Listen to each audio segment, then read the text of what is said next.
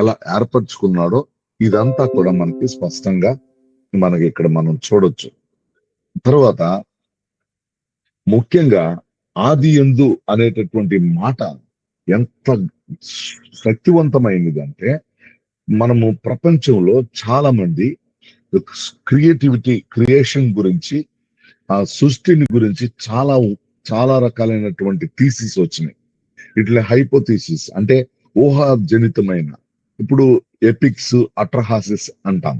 అంటే ఏంటంటే మనుషులు ఆ యొక్క పురాణాలు ఇతిహాసాలు అని ఎలా అంటామో, కింగు అనేటటువంటి ఒక రాజు నుంచి అతనికి పుట్టినటువంటి పిల్లల నుంచి పుట్టినటువంటి వచ్చినది అని కొన్ని ఆ ఆ ఇతిహాసాలు కూడా చెప్పబడినాయి అని చెప్పి అంటారు. తర్వాత ఇంకా థియరీ ఆఫ్ ఎవల్యూషన్, ఆ జీవ పరిణామ సిద్ధాంతము అనేది మనం చూస్తాం సైన్స్ లో. ఇలా రకరకాలుగా మనకు సృష్టిని గురించి ఎలా అంటే తనంతట తానుగా ఏర్పరచబడింది, నిర్జీవమైన పదార్థంలోంచి జీవం ఏర్పడింది అనేది సైన్స్ లో మనము ఆ రకరకాలైన వ్యక్తులు మనం చూస్తాం. తర్వాత ఈ యొక్క డార్విన్ సిద్ధాంతం కూడా జీవ పరిణామ సిద్ధాంతాన్ని చాలా మంది నమ్ముతారు. అయితే ఇక్కడ ఒక బెట్రండ్ రస్సెల్ అనేటటువంటి ఒక హేతువాది, ఒక ఎథియిస్ట్ ఏం చెప్పాడు అని అంటే, ఏంటంటే తను అన్నాడు, the give me first verse of the Genesis first chapter, remaining part I don't want అన్నాడు. అంటే తను ఏమన్నాడు అంటే, ఆది కాండము మొదటి అధ్యాయంలో ఉన్న మొదటి వచనాన్ని నాకు ఇచ్చేయండి, మిగతాదంతా నాకు అనవసరం అని అన్నాడు. అంటే ఎప్పుడైతే ఆది యందు అన్నాడు అంటే, బిగినింగ్ గురించినటువంటి మాటలు రాయబడి ఉన్న ఒకే ఒక్క పుస్తకం బైబిల్. మిగతా ఎక్కడ కూడా ఎవరు రాసిన పుస్తకాల్లో కూడా ఆరంభం గురించి ఎక్కడ రాయబడలేదు. ఇంత స్పష్టంగా రాయబడినటువంటి ఈ యొక్క అధ్యాయంలో దేవుని యొక్క సృష్టి ఆరంభమయ్యింది అనేది ఈ యొక్క హేతువాదులకు గాని, ఇక సైంటిస్టులు గాని, అంటే శాస్త్రాన్ని నమ్మే వాళ్ళకి గాని మింగుడు పడట్లేదు. సో కాబట్టి దేవుని యొక్క వాక్యము ఆరంభాలకు ఆరంభము అటువంటిది ఇక్కడ మనం చూస్తాం. ఆది కాండాన్ని ఆరంభాలు అనొచ్చు, బిగినింగ్స్ అని చెప్పి కూడా మనం పిలవచ్చు. అయితే ఇక్కడ మనము ఈ యొక్క ఆది కాండంలో దేవుని యొక్క క్రమబద్ధీకరించబడినటువంటి అనే విధానం మనం స్పష్టంగా చూస్తాం. ఎలా ఉంటుంది అని అంటే, ఇది రచయిత ఎవరు, మోషే అనేది మనం చూస్తాం. పేతురు గారు చెప్తారు, అలాగే మన పౌలు గారు కూడా చెప్తారు. ఏంటంటే దైవావేశం వలన కలిగిన లేఖనము అని అంటారు.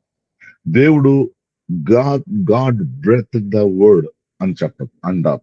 సో కాబట్టి దేవుని యొక్క ప్రేరణ వలన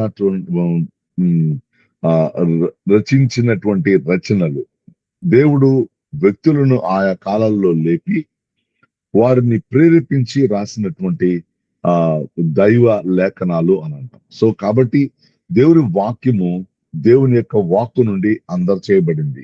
కాబట్టి ఈ వాక్యంలో ఉన్న అథెంటిసిటీ, అధికారపూర్వకమైనది ఎలాంటిదంటే, దీనిని శోధించిన, ఎంత పరీక్షించినా పరిశోధించినా దేవుని యొక్క వాక్కును ఎవరు కూడా ఏమి కూడా తప్పు పట్టడానికి వీలు లేనంత అథెంటికేటివ్ గా మనం ఇక్కడ మనం చూడవచ్చు. ఇది ఇన్హెరెన్స్ అన్న మాట కూడా వాడతారు. అంటే ఏమాత్రం లోపం లేనిది, ఏమాత్రం పొరపాట్లు లేనిది అని కూడా మీ యొక్క దేవుని వాక్యం గురించి మాట్లాడతారు. అయితే మనము ఇక్కడ దేవుని యొక్క ఉద్దేశాన్ని, దేవుని మనసును ఎంత స్పష్టంగా మనము ఇక్కడ ఈ యొక్క ఆది కాండంలో మనము చూడొచ్చు. తర్వాత మనము ముఖ్యంగా ఈ యొక్క ఆది కాండంలో దేవుని యొక్క పేర్లు చాలా స్పష్టంగా మనకి కనబడతాయి. ఎలా అంటే ఆయన ఎలా తన్ను తాను వెల్లడి చేసుకున్నాడు, మొట్టమొదటిగా ఎలా వెల్లడి చేసుకున్నాడు అనేది మనం చూస్తే, మరి ఈ యొక్క బారుక్ స్పినోజా అనేటటువంటి ఒక ఆయన ఏమన్నాడంటే, త్వర అనేటటువంటి మాట వాడతారు. ఏంటంటే త్వర అనగానే ధర్మశాస్త్రం. సో దీన్ని ఆయన పండితుడిగా చాలా మంది ఇంచుమించు 150 సంవత్సరాలు ఈ యొక్క రచయితను గురించినటువంటి వాదోపవాదాలు వచ్చినాయి. ఆ తర్వాత కొన్ని సిద్ధాంతాలు వచ్చినాయి. ఎంతైనా సరే ఈ విశ్లేషణ అన్నిటిని బట్టి చూస్తే గనక ఒకటి జేడిపి థియరీ అనేది కూడా వారు దీన్ని ప్రతిపాదించడం జరిగింది. J for Jehovah, E for Elohim, D for Deuteronomist, P for priest. అంటే యెహోవా, ఎలోహిం, అలాగే ద్వితీయోపదేశ కాండం రాసినటువంటి వ్యక్తి, లేకపోతే పి అనగానే యాజకుడు, ప్రీస్ట్ అని చెప్పి అంటారు. సో కాబట్టి ఇక్కడ జేడిపి థియరీ ఎలా ఉన్నది అని అంటే ఈ యొక్క 4 రకాలైన విభాగాలు ఇక్కడ మనం చూడొచ్చు. సో కాబట్టి ఈ యొక్క ఎలోహిం అనే పదవాన్ని వాడారు, యెహోవా అనే పదాన్ని వాడారు. తర్వాత ఇంకోటి ఏంటంటే డి అనే విభాగాన్ని హిల్కి అనే ప్రధాన యాజకుడు, యోధారాజు అయిన యోషియా కాలంలో ఉన్నటువంటి హిల్కియార్ సమకూర్చాడని కూడా చెప్తారు. పి అనే విభాగాన్ని యాజకుల విభాగంగా చెప్పబడ్డారు. ఈ యాజకులు రాశారని చెప్తారు. తర్వాత పి అనే విభాగాన్ని హెచ్కేల్ మొదలుకొని ఎజ్రా వరకు రాశారు అన్నట్టుగా చెప్తారు. సో కాబట్టి ఇది ఏమైనా కానీ దేవుడు యాహ్వే అని తను తాను వెల్లడి చేసుకున్న ఆ నామము, ఆయన ఉనికిని వెల్లడి చేసుకున్న విధానము, నేను ఉన్నవాడను అనువాడను అని చెప్పేటటువంటి విధానము ఎంతో స్పష్టంగా ఉన్నా గాని మనము గ్రీకులో ఒక పదాన్ని మనం చూస్తాం, ఆంథ్రోపోమార్ఫిజం. ఆంథ్రోపోమార్ఫిజం అనగానే దేవుడు మానవుడిగా తను తాను కనపరుచుకున్నాడు. విషయం ఏంటంటే దేవుడు మనం ఆదికాండం యోహాను సువార్తలో ఆయన వాక్యమే శరీరధారిగా, ఎప్పుడైతే ఆయన వాక్యము శరీరధారిగా ఎలా మార్పు చెంది ఈ లోకానికి మనకు సశరీరుడిగా మానవునిగా ఎలా వచ్చాడని ఆ విధానాన్ని ఆంథ్రోపోమార్ఫిజం అనేటటువంటి పదాన్ని వాడతాం. దేవుడు మానవుని రూపంలో అని అర్థం.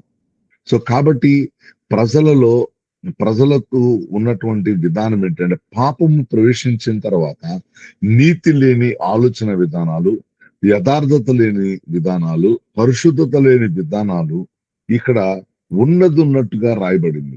దేవుని యొక్క మాట ఎంత స్పష్టంగా, స్వచ్ఛంగా, పరిశుద్ధంగా ఉందో, మానవుని పతనం దగ్గర మానవుడు ఎంతగా చెడిపోయాడో, ఎంతగా దిగజారిపోయాడో, మాట వినకుండా దేవుడి నుంచి ఎంతగా లోబడిపోయాడో, అవన్నీ కూడా స్పష్టంగా ఇక్కడ తెలియజేయబడటం మనం చూస్తాం. అయితే ఇక్కడ మనము ఈ జేడిపి థియరీని గురించి మనము ఎక్కువగా దీని గురించి మనము చర్చించొద్దు. కానీ మరి మొట్టమొదటిగా మనము చరిత్ర ఇక్కడ ఈ పంచకాండములు మిగతా గ్రంథాల మీద ఎలాంటి ప్రభావం చూపించినవి అనేది నేను స్పష్టంగా మీతో చెప్పాలని నేను ఆశపడతా ఉన్నాను. మొట్టమొదటిగా పాత నిబంధన గ్రంథంపై పంచకాండముల ప్రభావం ఎలా ఉంది అనంటే చాలా ఎక్కువగా ప్రభావితం చేయబడింది. మోషేకి ఇవ్వబడినటువంటి ఆజ్ఞలు ఒక దేశానికి మాత్రమే కాక ఆ దేశంలో ఉన్నటువంటి ప్రతి వ్యక్తిని, ప్రతి ఇశ్రాయేలుని నడిపించడానికి ఉద్దేశించబడింది.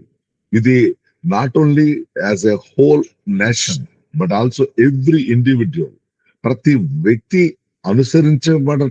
అనుసరించటానికి ఉద్దేశించబడినటువంటి ఆజ్ఞలుగా మోషేకి ఇవ్వబడిన ఆజ్ఞలు మనం చూడొచ్చు. మరి పంచకాండముల తర్వాత ఈ 5 పుస్తకాల తర్వాత రాయబడిన పుస్తకాల రచయితలు పంచకాండముల యొక్క వెలుగులోనే రాశారు. Under the light of the Pentateuch, పంచకాండముల యొక్క వెలుగులోనే మిగతా పుస్తకాలు రాశారు. కాబట్టి ఈ 5 పుస్తకాల ప్రభావము ప్రవచన గ్రంథాలపై ఉంది, పద్య గ్రంథాలపై ఉంది, అలాగే చరిత్ర పుస్తకాల మీద కూడా ఉంది. చరిత్ర పుస్తకాల మీద ఎలాంటి ప్రభావం ఉన్నది అని అంటే దేవుడు మొట్టమొదటిగా ఈ చరిత్ర పుస్తకాల మీద 5 పుస్తకాల యొక్క ప్రభావం ఎలా ఉందంటే, యెహోషువ మోషే యొక్క ప్రధాన అనుచరుడిగా, మోషే పక్షముగా ప్రజలను నడిపించగలిగిన నాయకునిగా చాలా కాలము పనిచేశారు. కాబట్టి ఈ పుస్తకానికి మరి యెహోషువ అనే పేరు పెట్టడం జరిగింది. ఇది చరిత్ర పుస్తకం. యెహోషువ అనే గ్రంథము రాసినటువంటి యెహోషువ తాను మోషే యొక్క ప్రధాన అనుచరునిగా ఉంటూ మరి తర్వాత మోషే తదనంతరం ఇశ్రాయేలు నడిపించే నాయకుడిగా ఉన్నాడు. కాబట్టి ఈ పుస్తకం రాశాడు కాబట్టి యెహోషువ గ్రంథానికి యెహోషువ అనే పేరు పెట్టారు.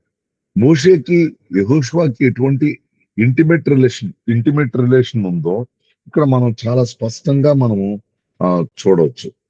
కాబట్టి ఇక్కడ మనం చూస్తే ప్రజలను తన ముందుకు ప్రజల ముందు నడిచినటువంటి ఈ యొక్క ఆ,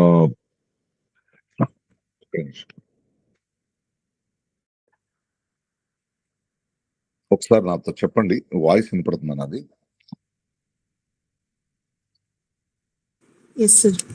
మరి ఇక్కడ ప్రజలు దేవుని మాట విన్నట్లయితే దేవుడు వారిని ఇస్తాడని, ఎదురు తిరిగితే దేవుడి ఆజ్ఞలలో వెల్లడి చేయబడిన శాపాలు వస్తాయని తెలియజేశాడు.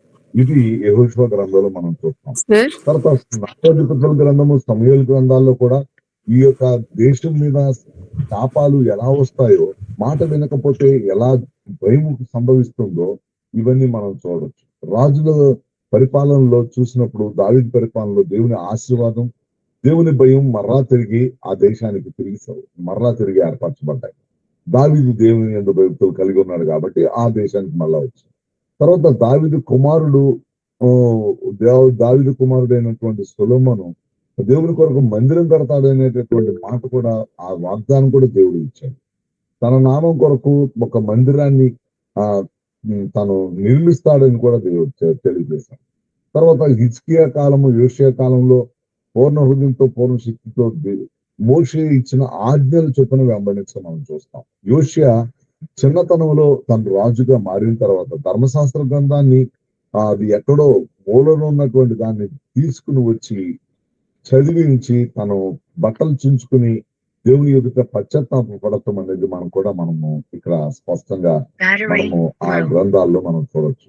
ఎజ్రా అందువల్ల మరి మోషే రచనలు చాలా విషయాల్లో ప్రస్తావించాడు. నెహెమ్యా కూడా ప్రస్తావించాడు. ఈ విధంగా చరిత్ర పుస్తకాల మీద ఈ 5 పుస్తకాల ప్రభావం చాలా ఉందండి. ఆ తర్వాత పద్య గ్రంథాలు, పోయిట్రీ, విజ్డమ్ లిటరేచర్, ఈ యొక్క జ్ఞాన గ్రంథాలు కానీ ఈ యొక్క పద్య గ్రంథాల మీద కూడా చూసినప్పుడు మోషేకి దేవుడు ఎలాంటి ఆజ్ఞలు ఇచ్చాడో అలాంటి మాటలు ఈ పద్య గ్రంథాలు ఎక్కడ కనబడకపోయినా గాని బోధ, సూచనలు అనే 2 పదాలు ప్రత్యేకంగా ఇక్కడ సూచించడం జరిగింది. సామెతల గ్రంథంలో మనకి ఇవి చక్కగా కనపడుతుంది. సూచనలు, బోధ అనే మాట ఖచ్చితంగా చెప్పబడతా ఉంది. ఇదేంటంటే క్రియారూపకమైన జ్ఞానం నుంచి అనుభవపూర్వకమైన జ్ఞానంలోనికి ఈ యొక్క పద్య గ్రంథం మనకి కనపడుతుంది. కాబట్టి ఇక్కడ జీవితంలో గురించి చెప్పటానికి అనుభవపూర్వకమైన జ్ఞానాన్ని ఉపయోగించినట్టుగా మనము యోబు గ్రంథం చూడవచ్చు, ప్రసంగి గ్రంథం కూడా చూడొచ్చు. కష్టపడి పనిచేయడం వల్ల ఎలా ఉండబోతుందో, నాలుకను ఎలా అదుపు చేసుకోవచ్చో ఇవన్నీ కూడా విశిష్టతను చక్కగా తెలియజేస్తున్నటువంటి సామెతలుగా మనం చూడొచ్చు. యెహోషువ తన పుస్తకంలో ప్రారంభించినప్పుడు ఎలా ఉన్నది అని అంటే కీర్తన గ్రంథం కూడా మరి ప్రోత్సహించినట్టుగా మనం కనపడతాం. దేవారాత్రులు దాన్ని ధ్యానించేవాడు ధన్యుడు అనే మాట కీర్తనలు మొదటి అధ్యాయంలో మనం చూస్తాం. అలాగే యాక్చువల్ గా ఏంటంటే ద్వితీయోపదేశ కాండము 17వ అధ్యాయంలో దేవుడు ముందుగా సెలవిచ్చిన మాట ఏంటంటే, ఇశ్రాయేలీలు కానాను చేరిన తర్వాత తమకు కూడా ఒక రాజు కావాలని నియమించుకోవాలని కోరుకుంటే గనక మీరు మీ యొక్క సహోదరుల నుంచే రాజు అవ్వాలి, అన్యుని రాజుగా చేసుకోకూడదు అంటూ చాలా ఇన్స్ట్రక్షన్స్ ఇవ్వడం జరుగుతుంది. కాబట్టి అక్కడ ఇన్స్ట్రక్షన్స్ లో చివరిగా చెప్పబడిన ఒక కఠినమైన సూచన ఏంటంటే, ధర్మశాస్త్రము ప్రతి తన కొరకు ఒకటి రాసుకొనవలెను, అది అనుదినము అతడు న్యాయముతో యథార్థతతో మరి పరిపాలన చేయనట్లు, సహోదరుల పట్ల మరి మంచి పరిపాలన చేయనట్లు అనుదినము తను చదువుతూ ఉండవలెను ధర్మశాస్త్రం ప్రతి అన్న కీర్తన గ్రంథం మొదటి అధ్యాయంలో దివారాత్రులు దాన్ని ధ్యానించేవాడు ధన్యుడని అక్కడ చెప్పబడటం జరిగింది. అంటే రాజుకి ఉన్న ఒక గొప్ప భాగ్యం గురించి అతడు చెప్పడం జరిగింది. నేను దివరాత్రులు ధ్యానించే అవకాశం నాకు ఉంది, ఎందుకంటే నా దగ్గర ఒక ప్రతి ఉంది అని చెప్పడం ఉద్దేశం మాట. సో కాబట్టి దేవుని ఆజ్ఞల గురించి, కట్టడల గురించి కీర్తన గ్రంథంలో మనకి చాలా చక్కగా మనం తెలియజేయబట్ట మనం చూస్తాం. 119 కీర్తన కట్టడలని, ఆజ్ఞలని, విధులని, వాక్యమని, ఇలా సూచనలని, దేవుని వాక్కు అని, మాట అని స్పష్టంగా చక్కగా అనేక పదాలు, పర్యాపదాలు రాయబడటం జరిగింది. ఇవన్నీ కూడా ఆజ్ఞలు వెంబడే ఉంటాం. కాబట్టి తర్వాత ప్రవచన గ్రంథాల మీద పంచకాండంలో ప్రభావం ఎలా ఉంది అని అంటే, ఖచ్చితంగా పెద్ద ప్రవక్తలు గాని గ్రంథం అంటే పెద్ద ప్రవక్తలు అని అనగానే ఇది ఎక్కువ అధ్యాయాలు ఉన్న పుస్తకాలే గాని, ఆ చిన్న ప్రవక్తలు అనగానే తక్కువ చాప్టర్లు అధ్యాయాలు ఉన్న పుస్తకాలు ఉన్నాయి కానీ ఇది పెద్ద ప్రవక్తలు వాళ్ళు లేరు.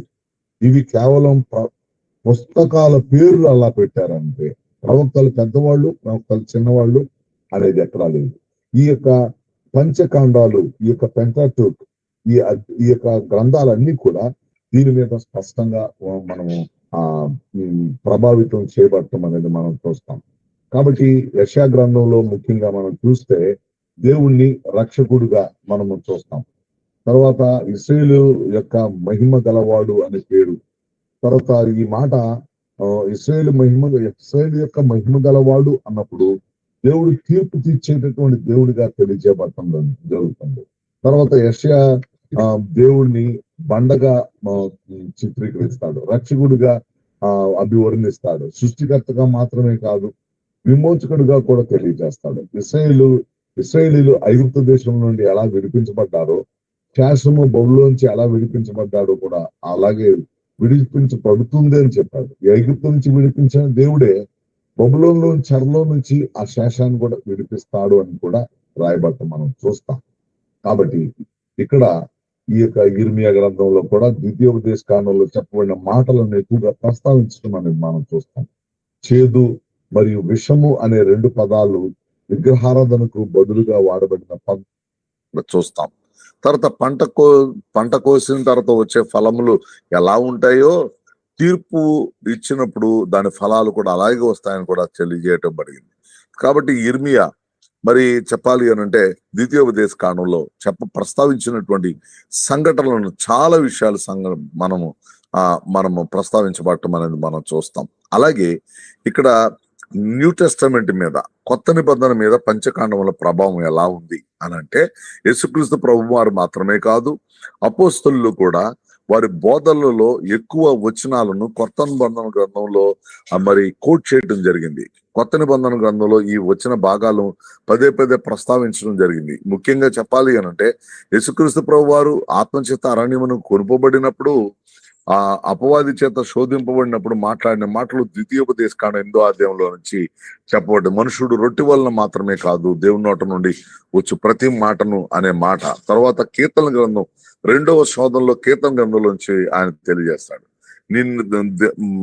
తర్వాత మూడో శోధన దగ్గర కూడా అలాగే చెప్తారు. కాబట్టి ఇక్కడ చాలా భాగాలు, నిన్ను వలె నీ పొరుగువాని ప్రేమించుము, నీతిమంతుడు విశ్వాసం మూలంగా జీవించును, ఈ యొక్క వచ్చిన భాగాలన్నీ కూడా మనకు కొత్త నిబంధన గ్రంథంలో చాలా ఉంటాయి. కాబట్టి ధర్మశాస్త్రం అంతటినీ కూడా నియమము అంటారు.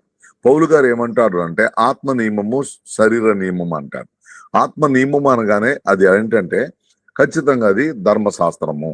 కాబట్టి నియమము, కాబట్టి నేను మంచి చేయవలననే కోరిక నాకు ఒకటి కలుగుచున్నది కానీ నేను చేయకూడని కీడు చేయటమే గాని చేయవలసిన మంచి నేను చేయలేకపోతున్నాననే మాట పౌలు గారు రోమిలకు రాసిన పత్రిక 7వ అధ్యాయంలో ప్రస్తావించినప్పుడు ఆ నియమం అనేది ధర్మశాస్త్రానికి బదులుగా చెప్పబడటం అనేది మనం చూస్తాం. తర్వాత పంచకాండం లేక సిద్ధాంతం ఎటువంటిది ఏంటంటే, మొట్టమొదటిగా దేవుడు మానవుని సృజించిన తర్వాత, ఆ సృజించబడిన తరువాత మానవుడు దేవుని మాటకు అవిధేయత చూపించిన విధానాన్ని బట్టి దేవుడు విడిచిపెట్టక మరలా తిరిగి ప్రేమ కలిగిన దేవుడు, సర్వశక్తిమంతుడైన సర్వభూమాధికారంతో ఆయన సృజించినటువంటి దేవుడు, తన మాట చేత సమస్తాన్ని నిర్మించిన దేవుడు, దయా కృప జాలి కనికరం చూపించడం ద్వారా దేవుడు మరలా తిరిగి పతనమైనటువంటి ఈ లోకంలో దేవుని తన తన యొక్క అపూర్వమైన కృపా సంపత్తిని బట్టి భూమి మీదకి వచ్చి మరలా తిరిగి మానవులను తన దగ్గరకు చేర్చుకోవటానికి ఎంతో ఇష్టపడ్డాడు. బలులు పాపమునకు ప్రతిగా ప్రాయశ్చిత్తం చేయటానికి ఏర్పరిచినా గాని మా లేవి కాండంలో చూడాలి అని అంటే పాపంతో నిండిన ప్రజలు పరిశుద్ధుడైన దేవుని ఎలా సమీపించవచ్చో చెప్పబడింది. ఎలాగా అతడు పరిశుద్ధపరచబడతాడు, సన్నిధికి చేర్చబడతాడు, ఎలా దేవుని సముఖమందు నిర్దోషిగా ఎలా నిలబడగలడో ఇక్కడ లేవి కాండం చెప్పబడతా ఉంటే పస్కా పశువు బలి అర్పించడం అనేది మనం నిర్గమకాండం 12వ అధ్యాయంలో చెప్పండి దాన్ని ప్రాయశ్చిత్తము బలు అర్పించడం గురించి లేవి కాండంలో మనకు కనబడుతుంది. ఇదంతా చూస్తే మనకి యేసుక్రీస్తు ప్రభువారు తాను బలిగా అర్పింపబడేటటువంటి ఆ విధానం గురించి ఎంతో చక్కగా వివరించబడటం మనం చూస్తాం. దేవుని ప్రేమపూర్వకమైనటువంటి ఆయన విమోచన విధానంలో మానవులను తమ పాపముల నుండి విడిపించగలిగిన శక్తివంతుడైన దేవుడు మాత్రమే కాదు, క్షమించి మరలా తిరిగి వారిని పూర్ణ హృదయంతో పూర్ణ విధేయతతో ఆయనను సేవించే వారిగా మార్చటం, దేవుని పాప ఊబిలో నుండి వాళ్ళని విమోచించడం మాత్రమే కాదు, వాళ్ళని ఆరాధకులుగా చేశాడు. దేవుడు ఆయనను సేవించే వారిగా చేశాడు, ఆయన సన్నిధిని అనుభవించే వారిగా చేశాడు అనేది మనం ఇక్కడ స్పష్టంగా మనం చూడొచ్చు. యథార్థమైన దేవుని కోపం వెనకాల ఆయన ప్రేమ ఉంది అని కూడా ఈ యొక్క పంచకాండంలో మనం చూడొచ్చు.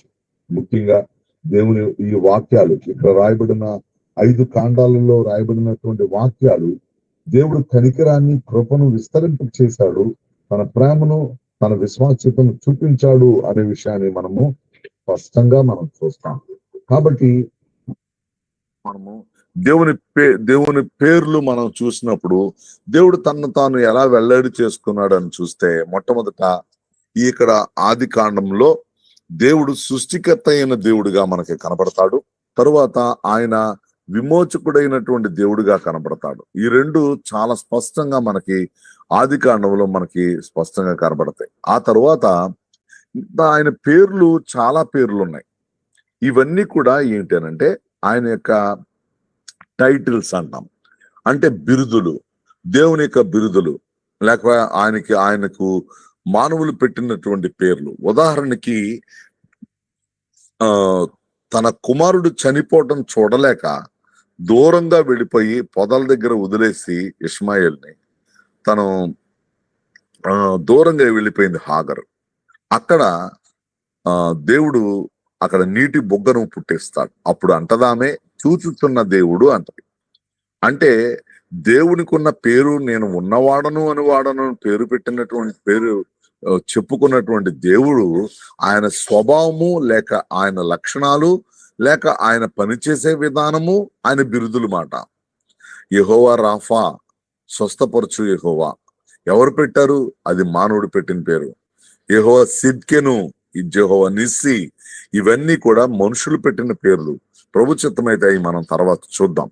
కాబట్టి దేవుని యొక్క పరిశుద్ధత, ఆయన న్యాయము ఎలాంటిది అనంటే శిక్షించే దేవుడిగా కనపడటం మాత్రమే కాదు, కృప చూపించే దేవుడుగాను న్యాయవంతుడైన దేవుడిగా కనపడతాడు. అంతకన్నా మించి ఆయన న్యాయవంతుడు పరిశుద్ధుడు గనుక పాపాన్ని సహించలేడు. దేవుని యొక్క ఉగ్రత అక్రమంతో ఉన్నటువంటి యొక్క లోకం మీద తన ప్రభావం ఎలా చూపించాడంటే మొట్టమొదటిగా జలప్రలయం ద్వారా మనకు కనపడుతుంది. కాబట్టి తర్వాత ఈ వరుస పెట్టి మనం ఇవన్నిటిని మనం త్వరగా చూసుకుందాం. ఇది పంచకాండముల యొక్క సిద్ధాంతం చెప్పాలి అంటే. పంచకాండములు మిగతా ఒకటేంటంటే under the shadow of Pentateuch every book is walking behind it అని చెప్పాలి. అంటే ఏంటంటే పంచకాండముల యొక్క నీడలో మిగతా 61 పుస్తకాలు ఉన్నాయి అనేది స్పష్టంగా మనం ఇక్కడ చూడవచ్చు. ఇంకా ఎనీ డౌట్ మీకు ఎవరికైనా ఇంతవరకు చెప్పిన మాటల మీద ఎవరికైనా డౌట్ ఉంటే ఒక్కసారి మీరు రైట్ చేయండి. ఏమైనా ప్రశ్న ఉంటే అడగండి దయచేసి.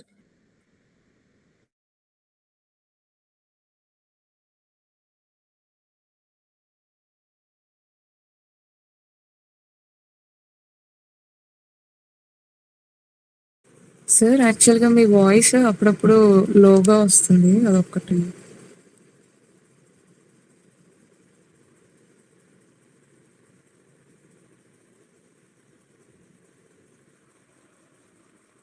JP sir.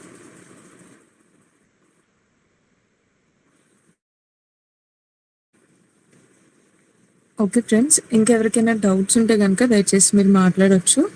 ఆర్ఎల్స్ మీకున్న డౌట్స్ని మాకు పంపించినా సరే మేము దానికోసం క్లారిఫై చేస్తాము. అండ్ ఇంకోటి ఏంటి అంటే ఇప్పుడు వరకు చెప్పిన దాంట్లో సార్ చెప్పిన దాంట్లో మీకు ఏదన్నా అనిపించినా సార్తో మీరు మాట్లాడచ్చు.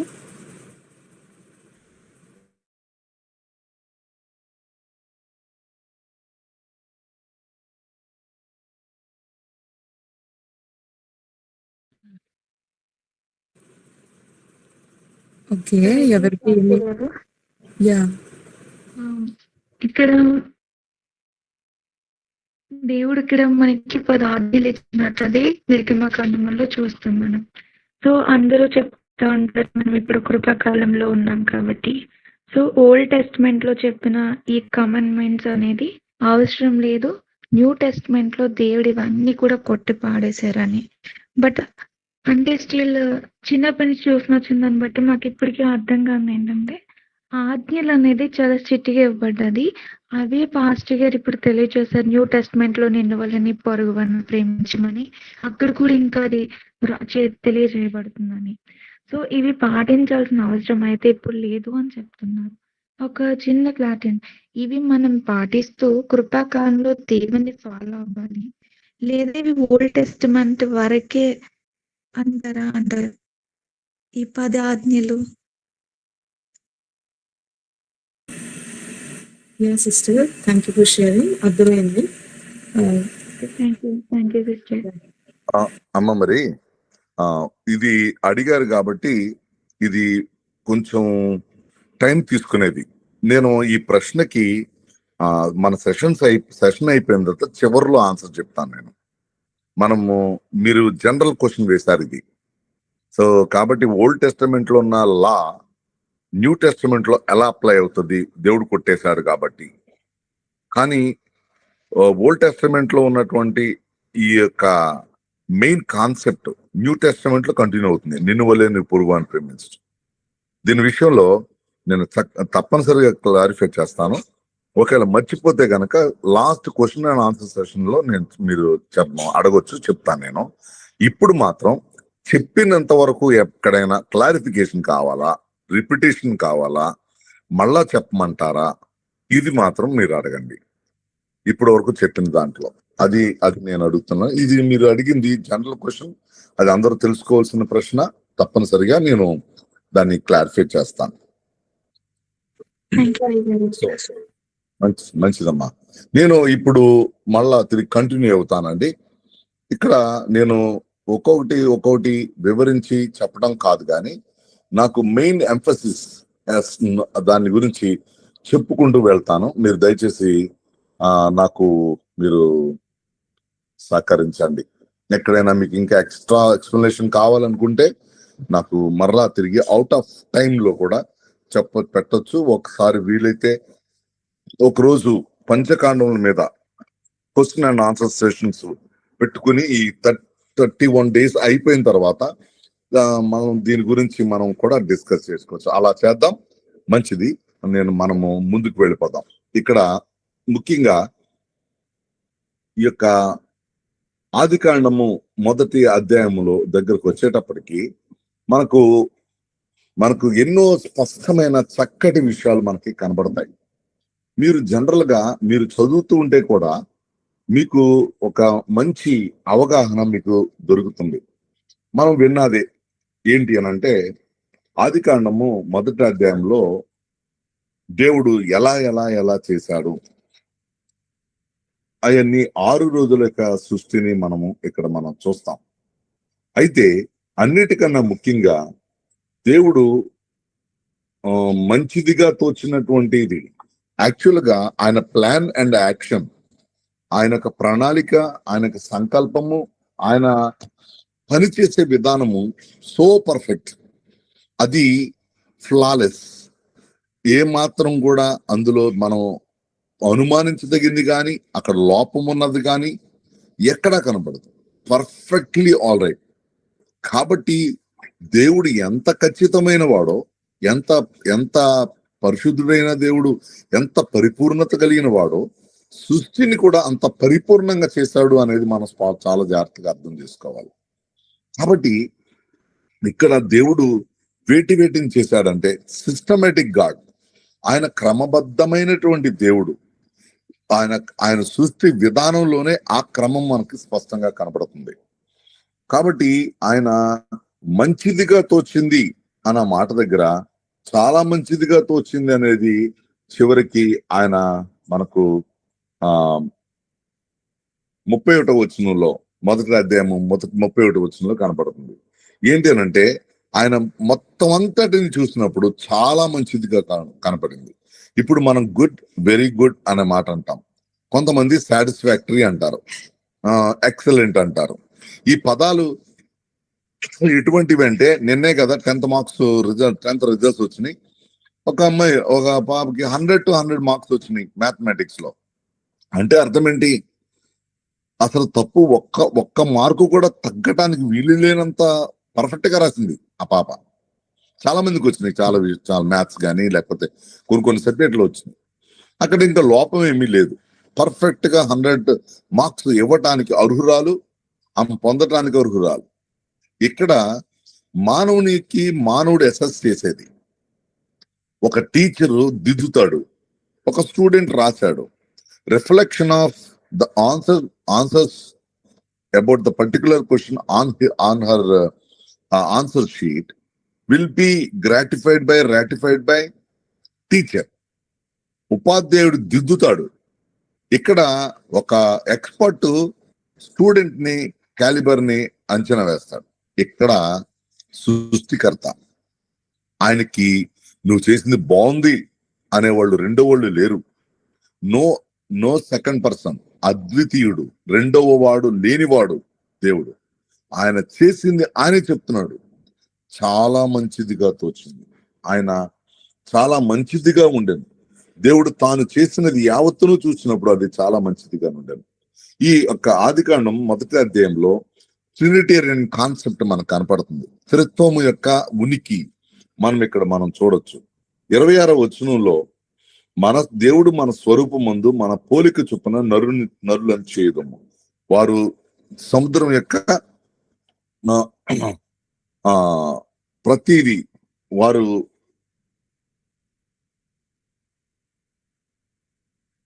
చేపలు గాని ఆకాశ పక్షులు గాని అన్నిటినీ వారు ఏళ్తారు, రూల్ చేస్తారు అనే మాట. ఇక్కడ దేవుని పోలిక, దేవుని స్వరూపము అని అన్నప్పుడు మనం 2 విషయాలు మనం అర్థం చేసుకోవాలి. In his image and in his likeness. ఆయన పోలిక, ఆయన స్వరూపం అన్నప్పుడు మొట్టమొదట మనం అర్థం చేసుకోవాల్సింది ఏంటంటే, దేవునికి రూపం లేదు. ఆయన రూపము ఏది ఇచ్చాడు మనిషికి?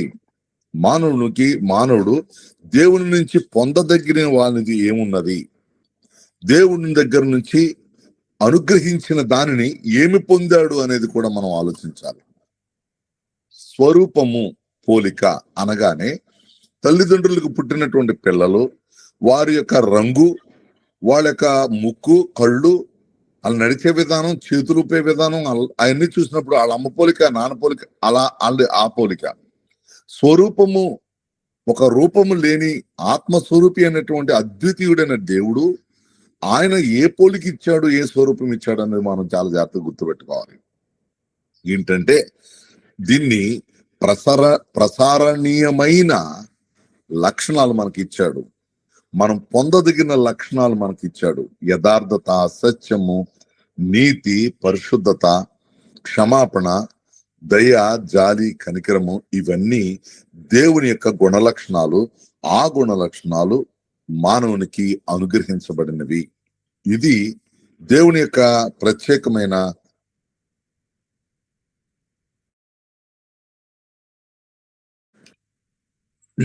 కాబట్టి దేవుని దగ్గర నుంచి అనుగ్రహించబడినటువంటి లక్షణాలు అని చెప్పొచ్చు. సో మనము ఇక ఈ యొక్క మొదటి అధ్యాయమును ఇలా మనం చూడొచ్చు. తర్వాత రెండో అధ్యాయం దగ్గరికి వచ్చేటప్పటికి ఆయన చేసినటువంటి ఒక ప్రాముఖ్యమైనటువంటి విషయం ఏంటంటే, ఇక్కడ మానవుని సృజించిన తర్వాత నరుడు ఒంటరిగా ఉండటం మంచిది కాదు అనే మాట ఇక్కడ రాయటం జరిగింది. నరుడు ఒంటరిగా ఉండటం మంచిది కాదు. మనం ఇది చూసినప్పుడు వాటి కొరకు సాటి అయిన సహాయం చేయుదును అనుకోనేను. ఇది దేవుని తలంపు, దేవుని ఆలోచన, ఆయన సంకల్పంలో వచ్చినటువంటి ఒక గొప్ప ఆయన పని చేసేటటువంటి విధానం. ఇక్కడ ఏం జరిగింది అనంటే, దేవుడు ఒక అవసరము పుట్టినప్పుడు అవసరం వెంటనే తీర్చేయటం అనేది చేయలేదు. ఆయన ఏం చేశాడు అనంటే, అక్కడ చెప్పాలి అనంటే, ఆదాముకి తన భార్య తనకు ఒక సాటి అయిన సహాయము అవసరమని తాను గుర్తించిన తర్వాత అవ్వను సృష్టించాడు. అది గుర్తుపెట్టుకోవాలి. ఇక్కడ మనము చూస్తే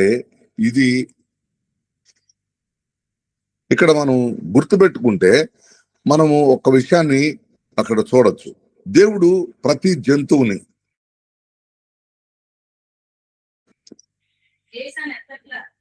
ఇప్పుడు మనము దేవుడు ఒక్కొక్క జాతిని, ఆకాశ పక్షిని గాని జంతువుని గాని ఏ పేరు పెడతాడో చూడటానికి ఆదాము దగ్గరికి రప్పించినప్పుడు వాటికి పేరు పెట్టడం, అవి వెళ్ళిపోవడం, పేర్లు పెట్టడం, వెళ్ళిపోవడం, అవి రెండుగా వస్తున్నాయి.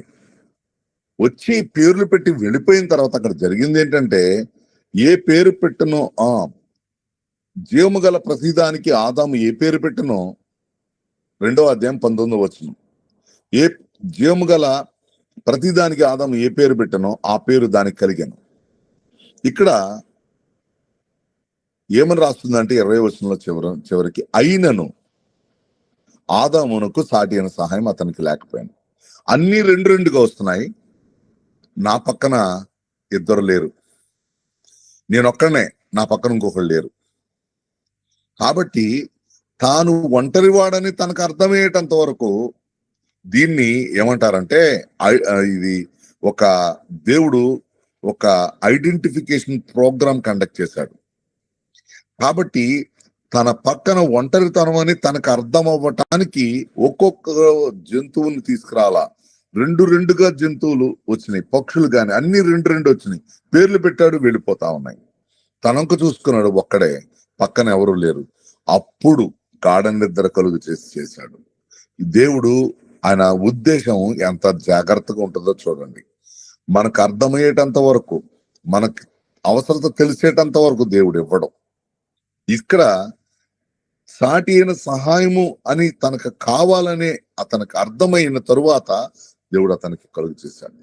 తరువాత 3వ అధ్యాయం దగ్గరికి వచ్చేటప్పటికి ఇక్కడ మనం చూస్తే మానవ జీవితంలో పాపము ప్రవేశించడం, దాని యొక్క ఫలితం. నేను కొంచెం క్విక్ గా ముందుకు వెళ్తాను, దయచేసి నాతో మీరు సహకరించండి. ఎందుకంటే అలా ఒక్కొక్క అధ్యాయాన్ని విడమర్చి పూర్తిగా చెప్పడం అనేది జరగదు, మనకి సమయం సరిపోదు. సరేనండి. సో కాబట్టి నాకు ఇప్పుడు నేను 11 చాప్టర్స్ నేను కంప్లీట్ చేయాలి 8 కల్లా, 7 కల్లా. అయితే నేను క్లుప్తంగా ఏం చెప్పను, జాగ్రత్తగా చెప్తాను, మొత్తం చెప్తాను, జాగ్రత్తగా వినండి. ఇక్కడ ఎప్పుడైతే ఈ యొక్క సర్పము వచ్చి ఒక్క మాట అన్నది, ఇది నిజమా అనే మాట, ఇది నిజమా అనే మాట అన్నప్పుడు మొట్టమొదట మనకు అర్థం అవ్వాల్సిన విషయం ఏంటి? నేను ఇంతవరకు నా స్వరం విన్నా, దేవుని స్వరం విన్నా, నా భర్త స్వరం విన్నా. 3 స్వరాలు, నా వాయిస్ నాకు తెలుసు, నా భర్త వాయిస్ తెలుసు, దేవుని వాయిస్ తెలుసు. 4వ స్వరం వచ్చినప్పుడు డౌట్ పడాలి, వెంటనే తనకు చెప్పాలి, పార్ట్నర్కి చెప్పాలి. లేదు, అందులో ఇన్వాల్వ్ అయిపోయింది. తాను చూడండి ఎలాంటి భ్రమలోనికి తీసుకువెళ్ళిందంటే అపవాది. తినుటకు ఆహారమునకు 3వ అధ్యాయం 6వ వచనం, ఆ స్త్రీ ఆ వృక్షము ఆహారమునకు మంచిది, కన్నులకు అందమైనది, వివేకమిచ్చు రమ్యమైనది అయ్యుండుట చూచినప్పుడు. ఇక్కడ చూడగానే ఆహారం తినలేదు, ఇంకా మంచిది అనిపించిందంట, కనులకు అందంగా ఉందంట.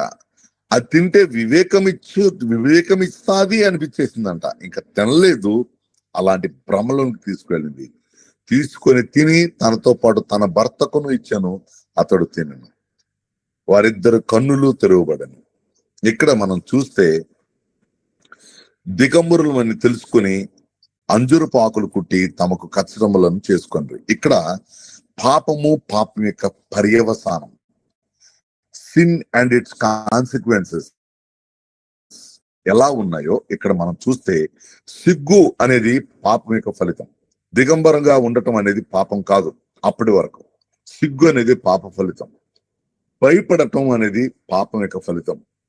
అక్కడ రాయబడి ఉన్నది మాట ఏంటంటే, వాళ్ళు దిగంబరులను తెలుసుకున్న తర్వాత చెట్ల మధ్య దాగుకొనగా, అంటే దాక్కోవటం అంటే తప్పించుకునే ప్రయత్నం చేయటం కూడా పాపం యొక్క పర్యవసానమే. ఆ తరువాత ఇంకొకటి ఏంటంటే, వారు దేవుడు మాట్లాడుతున్నప్పుడు ఎక్కడున్నావని ఆదాముని అడిగితే దిగంబరిగా ఉన్నానన్నాడు. భయపడి దాక్కున్నాను అంటున్నాడు. భయము దాక్కోవటము కూడా పాపం యొక్క పర్యవసానమే. తరువాత ఇక్కడ నీవు తినకూడదని నీకు ఆజ్ఞాపించిన వృక్షఫలం తిన్నావా అన్నప్పుడు వెంటనే తిన్నాననే సమాధానం చెప్పట్లా. తను వెంటనే తన భార్య వైపు వేలి చూపిస్తున్నాడు. ఏమంటున్నాడంటే, నీవు నాతో ఉండుటకు నీవు నాకు ఇచ్చిన ఈ స్త్రీ ఆ వృక్ష ఫలములు కొన్ని నాకు ఇగా నేను తింటున్నాను. అంతకుముందు ఏం పాడాడు? నా ఎముకలో నా ఎముక, నా మాంసంలో నా మాంసము అనే పాటలు పాడినవాడు, డ్యూయట్ పాట పాడినవాడు ఇప్పుడు ఏమంటున్నాడు తెలుసా? నిన్ను ఇమ్మన్నానా, నువ్వు ఇచ్చావు కాబట్టి ఆమె పెట్టింది నేను తిన్నా. ఇక్కడ ఏమైతుందంటే, ఇప్పుడు అక్యూజేషన్, నేరారోపణ, తప్పు నాది కాదు వాళ్ళది, ఈ స్వభావం ఇక్కడే. ఇది కూడా సిన్ యొక్క కాన్సిక్వెన్స్. కాబట్టి వెంటనే ఆమెను అడుగుతాడు దేవుడు, నువ్వు చేసింది ఏమిటి అని అనగానే, ఆ సర్పం నన్ను మోసపుచ్చింది. ఆమె చూపిస్తుంది, సర్పం వైపు చూపిస్తుంది. కాబట్టి ఇక్కడ ఏం జరిగింది అని అంటే, అప్పటి నుండి దేవుడు శాపాన్ని ఇచ్చాడు. స్త్రీకి శాపము, భూమికి శాపము, సర్పానికి శాపము, పురుషునికి కూడా శాపం. ఈ నాలుగు యొక్క ఫలితాల వలన జరిగింది ఏంటంటే, దేవుని నుండి ఎడబాటు, ప్రకృతి నుండి ఎడబాటు, అలాగే సాటి అయిన సహోదరు నుండి ఎడబాటు. అంటే భార్య భర్తలే గాని ఇద్దరు ఒకరికొకరు నేరారోపణ చేసుకున్నారు కాబట్టి ఇద్దరు ఒకరికంటే ఒకరు పడదు. కాబట్టి సాటి సహోదరునితో ఎడబాటు, తరువాత దానికి ఇది సెల్ఫ్ ఎలియనేషన్. తర్వాత ఫెలో బ్రదర్ ఎలియనేషన్. ది ప్రకృతి నుండి ఎడబాటు, దేవుని నుండి ఎడబాటు. దేవుడు అప్పటికి వదల్లా, దేవుడు విడిచిపెట్టల. కృప కలిగిన దేవుడు కాబట్టి వారి కొరకు 2 జంతువులను బలిగా అర్పించాడు. ఆయనే చర్మపు చొక్కాలను కుట్టించాడు, ఆయనే కుట్టాడు, ఆయనే తొడిగించాడు. ఇది రెడెంప్టివ్ వర్క్ స్టార్ట్ అయిందని మనం చెప్పొచ్చు. తర్వాత మనం ఎక్కువగా మనకు తెలుసు, నీకును నీ స్త్రీకి నీ సంతానమునకును ఆమె సంతానమునకు వైరం కలుగు చేతున్న అనే మాట దగ్గర స్త్రీ సంతానంగా మనం ప్రభువుని గురించి మనం వింటాం, మనందరికీ తెలుసు. తరువాత ఇక్కడ మనం చూస్తే, తరువాత ఈ యొక్క జీవవృక్ష ఫలములు ఇచ్చే మార్గమును కాల్చడానికి ఖడ్గజ్వాలను దేవుడు నిలబెట్టాడు.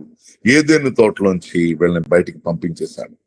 తర్వాత 4వ అధ్యాయం దగ్గరికి వచ్చేటప్పటికి సహోదరుని చంపేశాడు, అన్న తమ్ముడిని చంపేశాడు. ఇక్కడ మనం చూస్తే ఇది కూడా నరహత్య అనేది కూడా సిన్ అండ్ ఇట్స్ కాన్సిక్వెన్స్, పాపం యొక్క ఫలితమే. తరువాత ఇక్కడ మనం మళ్ళా చూస్తే, ఇక్కడ 4వ అధ్యాయం 19వ వచనంలో లెమెకు 2 స్త్రీలను పెండ్లి చేసుకొనెను. ఇక్కడ బహుభార్యత్వం కూడా పాపం యొక్క ఫలితమే. తరువాత ఇక్కడ మనం చూస్తే ఒక చక్కటి మాట మనకి 4వ అధ్యాయం చివరి వచనంలో కనపడుతుంది. ఇక్కడ కయ్యను చంపినటువంటి ఏబేలుకు ప్రతిగా ఆదాముకి హవ్వకి షేతు అనేటటువంటి కుమారుని ఇచ్చాడు. షేతునకు కూడా కుమారుడు పుట్టినప్పుడు ఎనోషు అని పేరు పెడితే యెహోవా నామమున ప్రార్థన చేయటం ఆరంభమైంది. ఇది పాప ఫలితాలు ఇన్ని రకాలుగా ఉన్నప్పుడు దేవునితో మరలా తిరిగి సమకూర్చబడి మరలా ఆయనతో సహవాసం చేసే ఒక చక్కటి ప్రక్రియ ఆరంభమైంది. అది ప్రార్థన. దేవునితో మాట్లాడటం.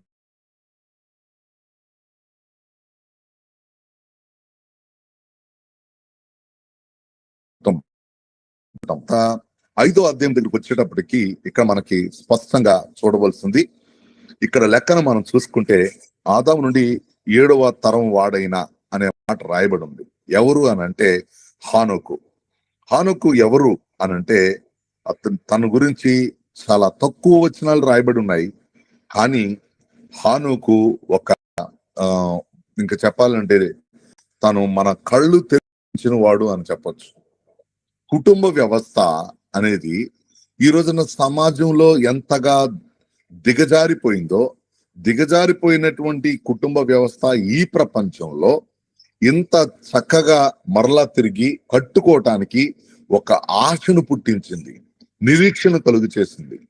ఎలా అంటే ఆదాము అవ్వల తర్వాత నిరాశ, నిస్పృహ, వేదన, దుఃఖము.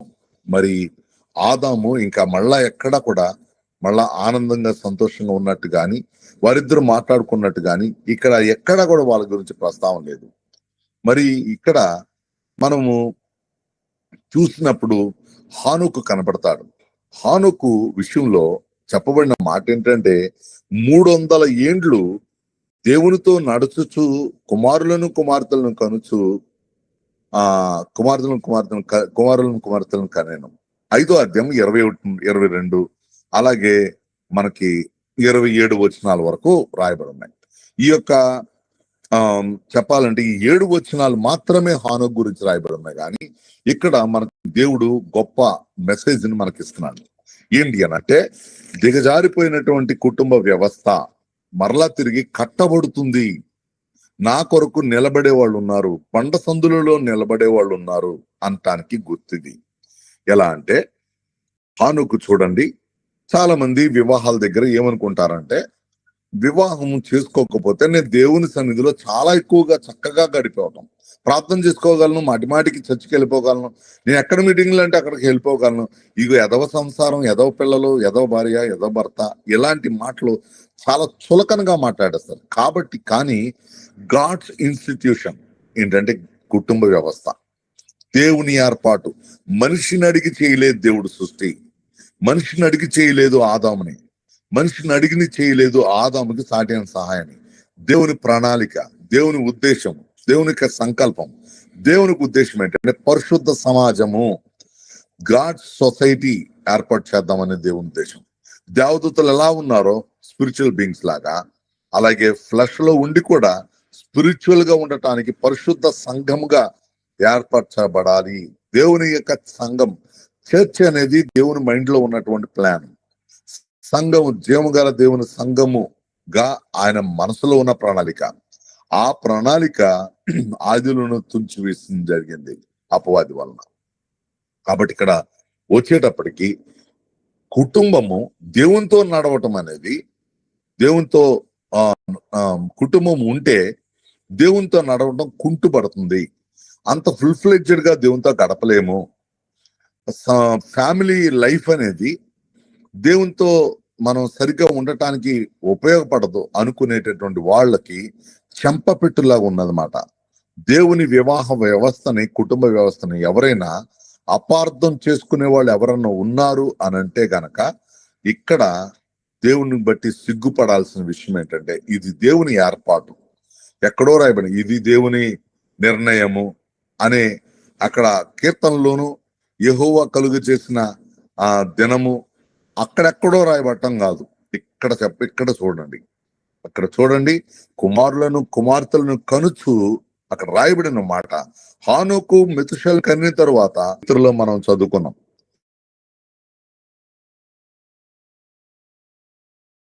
ఆ పరిస్థితులు అత్యంత ధనికులు. తర్వాత భూమి ఎలాంటిది అంటే సారవంతమైన అల్యూవియల్ డిపాజిట్స్ అంటారు.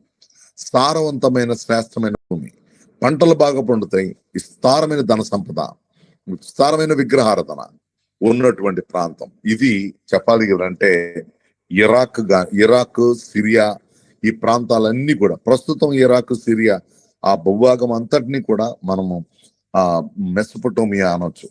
కాబట్టి ఆ ప్రాంతం ఇప్పుడు కరెక్ట్ గా ఇలాంటి పరిస్థితుల్లో 12వ అధ్యాయము దేవుని యొక్క సంకల్పము, ఆయన గొప్ప ప్రణాళిక, ఆయన జీవము కలిగినటువంటి దేవుని యొక్క ఉద్దేశము ఎంత చక్కగా ఆరంభమవుతుందంటే ఇక్కడ నుండి మొత్తం బైబిల్ అంతా ఈ యొక్క ఒక్క మాట మీద 15వ అధ్యాయంలో చెప్పబడుతున్నట్టు ఒక్క మాట మీద ఆధారపడి ఉంటుంది. ఏంటనంటే అది మనం ముందుకు వెళ్దాం. అయితే ఇక్కడ దేవుడు ఒక మానవునికి ప్రత్యక్షం అవటం, దేవుడు మానవునికి ప్రత్యక్షం అవటం, ఆయన ఏమంటున్నాడంటే దేవుడు ఒక వ్యక్తికి తాను దర్శనాన్ని అనుగ్రహించాడు. ఇక్కడ కోవరెంట్ ని మనం చూడొచ్చు, అంటే నిబంధనను మనం చూడొచ్చు. ఆయన మానవునితో చేసినటువంటి నిబంధన ఎటువంటిదిగా ఉన్నది అనంటే ఆయన మొట్టమొదటిగా దేవుడు ఒక ప్రత్యేకించుకున్న అనుభవంలోనికి తీసుకుని వెళ్తున్నాడు. ఆ వ్యక్తిని దేవుడు తన కొరకు ప్రత్యేకించుకుంటున్నాడు. అతను తన మాట వినేవానిగా అతన్ని ఉంచబోతున్నాడు. దేవుని యొక్క అడుగుజాడలు నడిచేవానిగా ఆయన చేయబోతున్నాడు. అలాంటి వ్యక్తికి ఎటువంటి వాడు అనంటే అబ్రహాము ఎటువంటి వాడుగా ఉన్నాడు అనంటే ఒకే ఒక మాట చెప్తున్నాడు, నీవు లేచి ఈ దేశము నుండి, నీ బంధువుల యొద్ద నుండి, నీ తండ్రి ఇంటి నుండి బయలుదేరి నేను నీకు చూపించు దేశంలోకి వెళ్ళుము అనే మాట.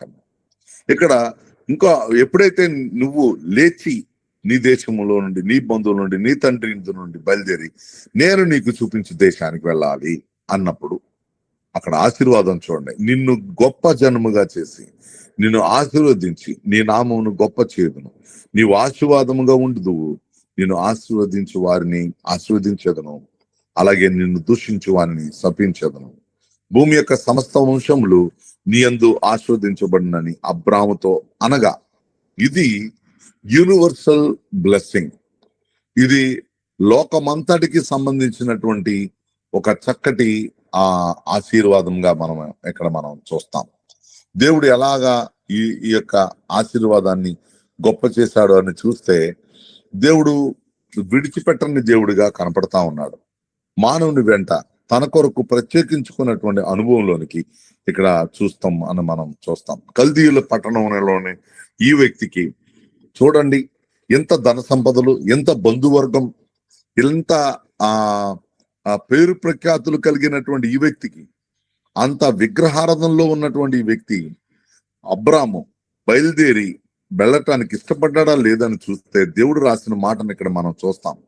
యెహోవా అతనితో చెప్పిన ప్రకారం అబ్రాము వెళ్ళాను, లోతు అతనితో కూడా వెళ్ళాను. అబ్రాము హారాన్ నుండి బయలుదేరినప్పుడు 75 ఏండ్ల వాడు.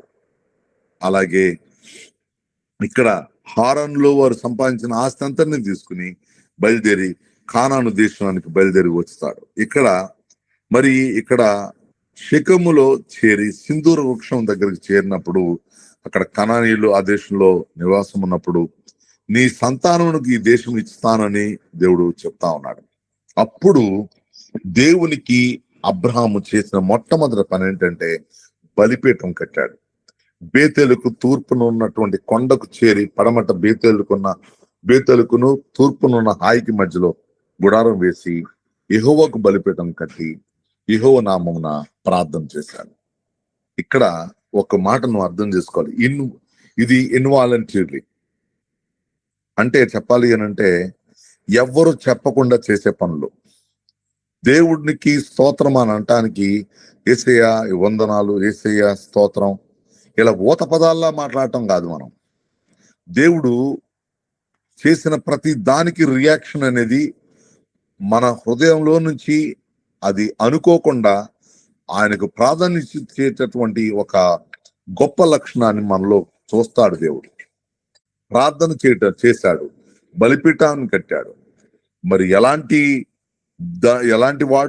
వాడిగా మారాడంటే విగ్రహారధికుడైనటువంటి ఒక వ్యక్తి, నాతో మాట్లాడిన దేవుడు, నన్ను పిలిచిన దేవుడు, నన్ను వెళ్ళమని చెప్పిన దేవుడు, నన్ను ఆశీర్వదించిన దేవుడు, నేను ఆ దేశాన్ని నాకు ఇస్తానని, నా సంతానానికి ఇస్తానని చెప్పినటువంటి దేవుడు ఇప్పుడు ఆయన మాట చొప్పున ఇంతవరకు విగ్రహాలను పట్టుకున్నటువంటి ఈ యొక్క అబ్రహాము మాట్లాడే దేవుణ్ణి ఇప్పుడు తను అడుగుజాడలో నడవటం ఆరంభించాడు. ఇది మన జీవితంలో కూడా అది చాలా జాగ్రత్తగా గుర్తుపెట్టుకోవాల్సిన విషయం. అయితే ప్రతి ఒక్కళ్ళు మానవులే, మానవ నైజం చాలా జాగ్రత్తగా మన జీవితాల్లో ఉంటుంది. ఎంత భక్తి, ఎంత శ్రద్ధలో బాప్తిసం తీసుకుని మారుమనసు పొంది చక్కగా మనం విశ్వాసులుగా ముందుకు వెళ్తున్నా సరే, మన బ్రతుకులో శరీరం అనేది ఒకటి ఉంది, శరీర స్వభావం అనేది ఒకటి ఉంది. శరీర స్వభావం కనబడతానే ఉంటుంది. ఇప్పుడు నేను నీకు చూపించు దేశం నేను మీకు ఇచ్చేదను అన్నప్పుడు, నీ సంతానమునికి ఈ దేశం ఇస్తానని చెప్పినప్పుడు తనకి ఇంకా సంతానం లేదు, తను చచ్చిపోతే ఏమైనా ఉంటుందా? కానీ ఇక్కడ ఏం చేశాడో చూడండి. కరువు వచ్చింది, వెంటనే ఐగుప్తు దేశంలో నివసించడానికి వెళ్ళాడు. అక్కడ గెరారు అనే రాజు ఉన్నాడు. అక్కడ మరి వెంటనే మానవ హృదయం పనిచేసింది. నీకు అప్పటికే ఆమెకేమో 65 సంవత్సరాలు, మిక్కిలి సౌందర్యవతి అంట. మన యొక్క శారమ్మ గారు మిక్కిలి సౌందర్యవతి అయినటువంటి ఆమెను చూసి, ఆమెను బట్టి అబ్రామును చంపేస్తాడని, తనని బతకనిస్తాడని చెప్పి, నీవు నా సోదరి అని దయచేసి చెప్పుమన్నాను. ఇక్కడ జరుగుతున్నటువంటి విషయం ఏంటంటే, మరి ఆ స్త్రీ ఫరో చూశాడు. ఫరో చూసిన తర్వాత ఫరో ఎదుట స్త్రీలు చాలా మంది, అమ్మో ఆమె చాలా అందగత్తని చెప్పారంట. వెంటనే ఫరో ఇంటికి తేబడింది ఆమె. కాబట్టి ఇప్పుడు అబ్రాహాముకి మేలు చేశాడు, అన్ని జరిగినాయి. కానీ ఒక రోజున సారాను బట్టి అబ్రాము సారాను బట్టి ఫరో ఇంటి వారిని మహావేదనకు గురి చేశాడు. కాబట్టి ఇప్పుడు దేవుడు భారాన్ని కలుగు చేసినప్పుడు ఫరో అబ్రాం పిలిచి, నువ్వు నాకు చేసింది ఏంటి? నీ భార్యను ఎందుకు చెప్పలేదు, చెల్లెని ఎందుకు చెప్పావు అని అన్నాడు.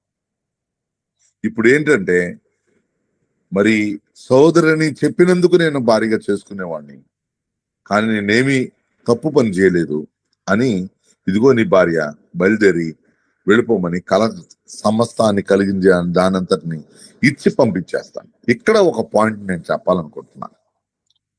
నిజం చెప్పాలి అంటే, ఆ రోజుల్లో జనసాంద్రత తక్కువ, డెన్సిటీ ఆఫ్ పాపులేషన్ తక్కువ, కాబట్టి కజిన్స్ కూడా పెళ్లి చేసుకునేవాళ్ళు. ఇప్పుడు ఒక లెక్కలో చూస్తే సారా చెల్లి అవుతుంది, కానీ దాని గురించి డిస్కషన్ అనవసరం మనకి. చెల్లి సహోదరి అవుతుంది. ఇప్పుడు తను సహోదరిని వివాహం చేసుకున్నప్పుడు చెల్లి రిలేషన్ ఉంటుందా, భార్య రిలేషన్ ఉంటుందా? చెప్పాలి మీరు.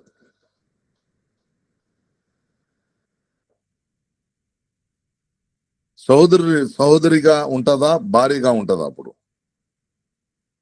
ఏ రిలేషన్ ఇతరులకు పరిచయం చేయాలి మనం? భార్య రిలేషనే చేయాలి. Very good. ఇప్పుడు తను చెప్పింది ఏంటి? అబద్ధం. కాబట్టి ఇప్పుడు తాను మరణిస్తే ఈ దేశముని సంతానానికి ఇస్తానన్నప్పుడు ఇంకా పిల్లలు కలగలేదు కదా. తను చనిపోతే ఎలాంటి సంతానానికి ఇస్తాడు దేవుడు? అంటే పిలిచిన దేవుడు, నమ్మదగిన దేవుడు, తోడుగా ఉండే దేవుడు, ఏ హాని జరగనివ్వని దేవుడు, తను భద్రపరిచిన దేవుడు, తనతో ఉన్నటువంటి దేవుడు. అలాంటి దేవుని పట్ల మానవ భయము దేవుని మీద నమ్మకత్వాన్ని తగ్గించేస్తుంది. కాబట్టి మానవ భయం ఎలాంటి భయము అని అంటే, మన భయాలు ఎటువంటివి అని అంటే, మనల్ని దిగజార్చేటటువంటి భయాలు. యెహోవా యందలి భయము ఎంత గొప్పదో, పరిశుద్ధమైంది, పరిపూర్ణమైంది, అలాగే మనం పాపం నుండి దూరంగా ఉంచేది. కానీ మానవ భయము మనల్ని కృంగదీస్తుంది. భయపడ్డాడు, అబద్ధం చెప్పాడు, తన జీవితంలో ఒక మచ్చ మిగిలిపోయింది అంతే. కాబట్టి భారీగా చెప్పాలి, ఎందుకంటే అంత నమ్మాలి. మరి దేవుడి మాట చొప్పున కానాను దేశానికి వచ్చి కరువు అనేది ఆయనకి అసాధ్యమా? కరువు అనేది ఆయన చూడలేడా? కరువు దగ్గర పోషించలేడా? ఆయన అడగకుండా ఐగుప్తుకి వెళ్ళినందుకు జరిగినటువంటిది. కాబట్టి కరువు వచ్చింది, కరువు దగ్గర కూడా దేవుణ్ణి చూడగలగాలి. ఆ ఉపద్రవాలు వచ్చినప్పుడు, విపత్కర పరిస్థితులు వచ్చినప్పుడు ఎలా ఉండాలి అనేది ఇక్కడ మనం చూస్తాం. మరలా తిరిగి లోతుని చూస్తాం. లోతు దగ్గరకు వచ్చాడు. 13వ అధ్యాయం దగ్గర లోతుని చూసినప్పుడు అక్కడ ఏమైందంటే, ఇక్కడ మరి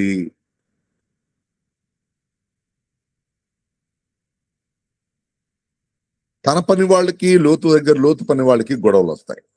ఇక్కడ ఏం చెప్పాలి, అసలు ఎలాంటి రెస్పాన్సివ్ నేచర్ మన లోతుకు ఉండాలి? యాక్చువల్ గా నీవు లేచి నీ దేశం నుండి, నీ తండ్రి ఇంట నుండి, నీ బంధువుల నుండి అన్నప్పుడు, మరి హారాను కొడుకైనటువంటి లోతు, అంటే తన తమ్ముడు కొడుకైనటువంటి లోతుని తీసుకొస్తాడు.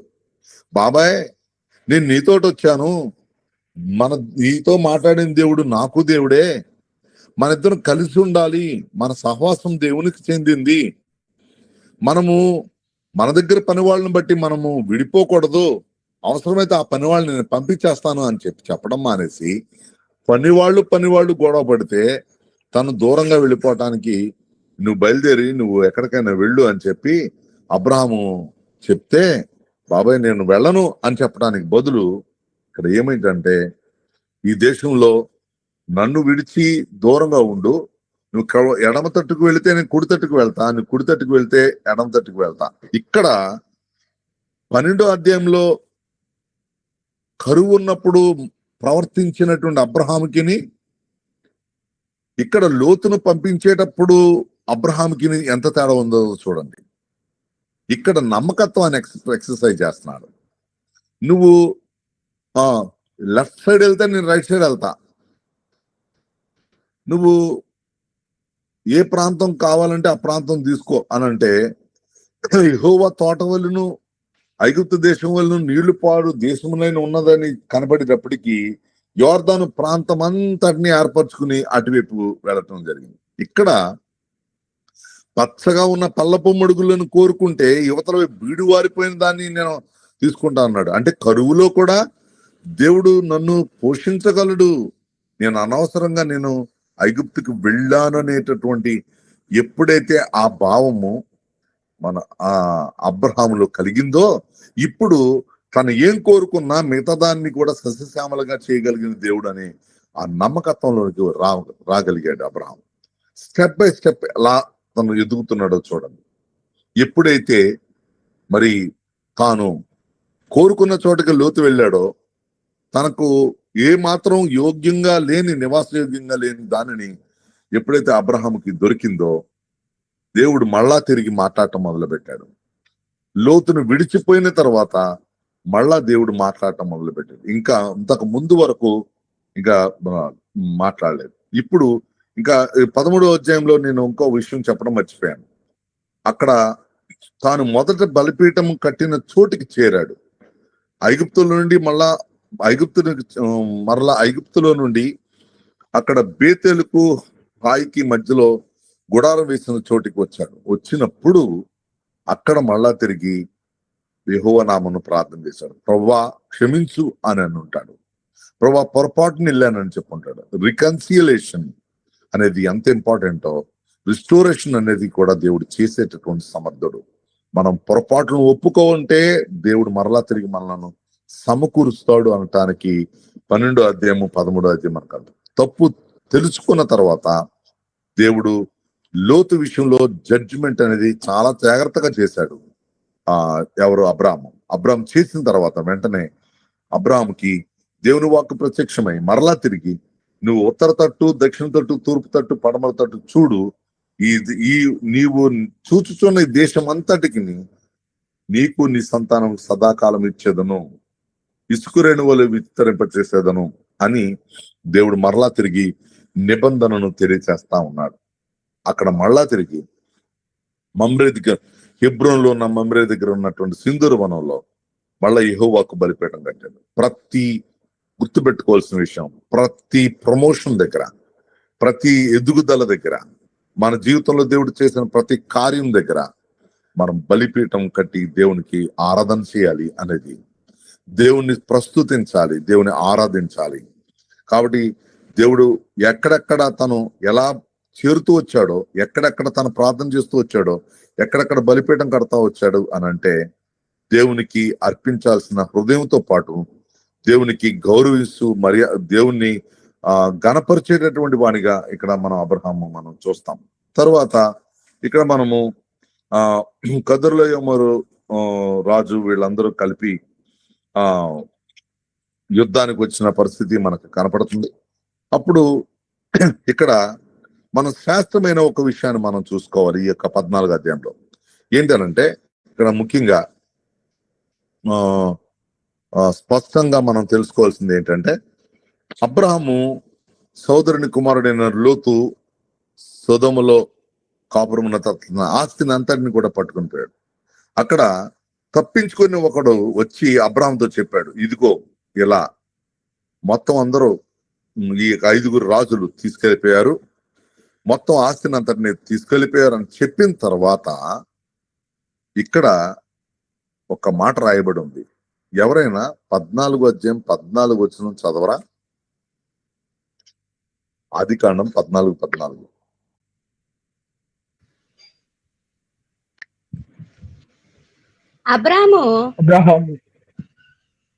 అబ్రాము తన తమ్ముడు చెరపట్టబడనని విని తన ఇంట పుట్టి అలవర్చబడిన 318 మంది గురిని వెంట పెట్టుకుని దానా మట్టుకు ఆ రాజులను తరిమెను.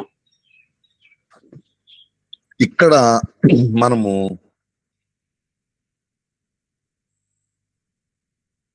అబ్రాము దగ్గర ఎంతమంది ఉన్నారంటే అండి 318. 318 మంది గురించి రాయబడిన మాట ఏంటో చూసారా? తన ఇంట పుట్టి అలవర్చబడిన. ఈ పదాన్ని చాలా జాగ్రత్తగా గుర్తుపెట్టుకోండి. అబ్రాము ఏ దేవుని నమ్మాడో తన దగ్గర ఉన్నటువంటి దాసులు కూడా అదే దేవుని నమ్మారు కాబట్టి మనకి స్పష్టంగా మనకి ఎలా కనపడుతుందంటే 24వ అధ్యాయంలో, ఆదికాండం 24వ అధ్యాయంలో ఎలియాజరు ఇస్సాకును పంపడానికి, ఇస్సాకుకు భార్యను తీసుకురావటానికి వెళ్ళినటువంటి ఎలియాజరు కూడా దాసుడే, అలవర్చబడిన వాడే. అంటే ఏ విశ్వాసం అబ్రాహాములో కలిగిందో తన దగ్గర ఉన్న దాసులందరికీ కూడా అదే విశ్వాసం కొనసాగింది. ఇక్కడ మనం గుర్తుపెట్టుకోవాల్సింది, the spiritual atmosphere have to flow from us to each and every one of our family member. ఇంటికి వచ్చే ప్రతి వారి మీద మన ఆత్మీయ ప్రభావం ఖచ్చితంగా ఉండాలి. అలవర్చపడ్డాడంట వాళ్ళందరూ.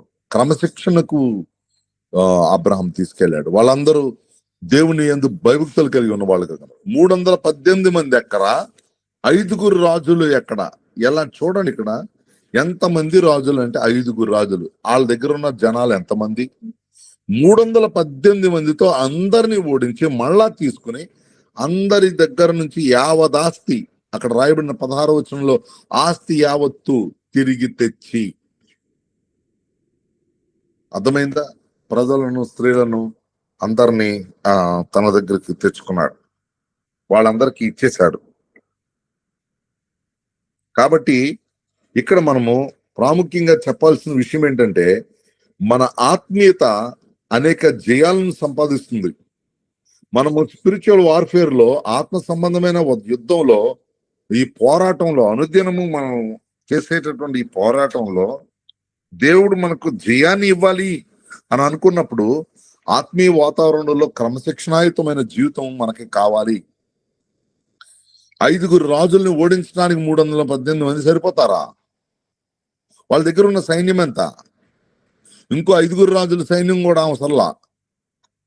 ఎవరి దగ్గర అయితే దోచుకున్నారో ఆ 5 రాజులు, సొదొమ గొమొర్రా వీళ్ళందరూ వాళ్ళు కాదు, దోచుకున్న రాజులు సైన్యాన్ని ఓడించి ఆస్తి యావత్తు తీసుకొచ్చారు అని అంటే, ఇంట పుట్టి అలవర్చబడిన ఒక నాయకుడు తన దగ్గర ఉన్న వారందరినీ ఆత్మీయ వాతావరణంలో పెంచుతాడు, క్రమశిక్షణాయుతమైన జీవితంతో దేవుని ఆరాధించేవాడిగా ఉంటాడు అనేది ఇక్కడ ఉద్దేశం.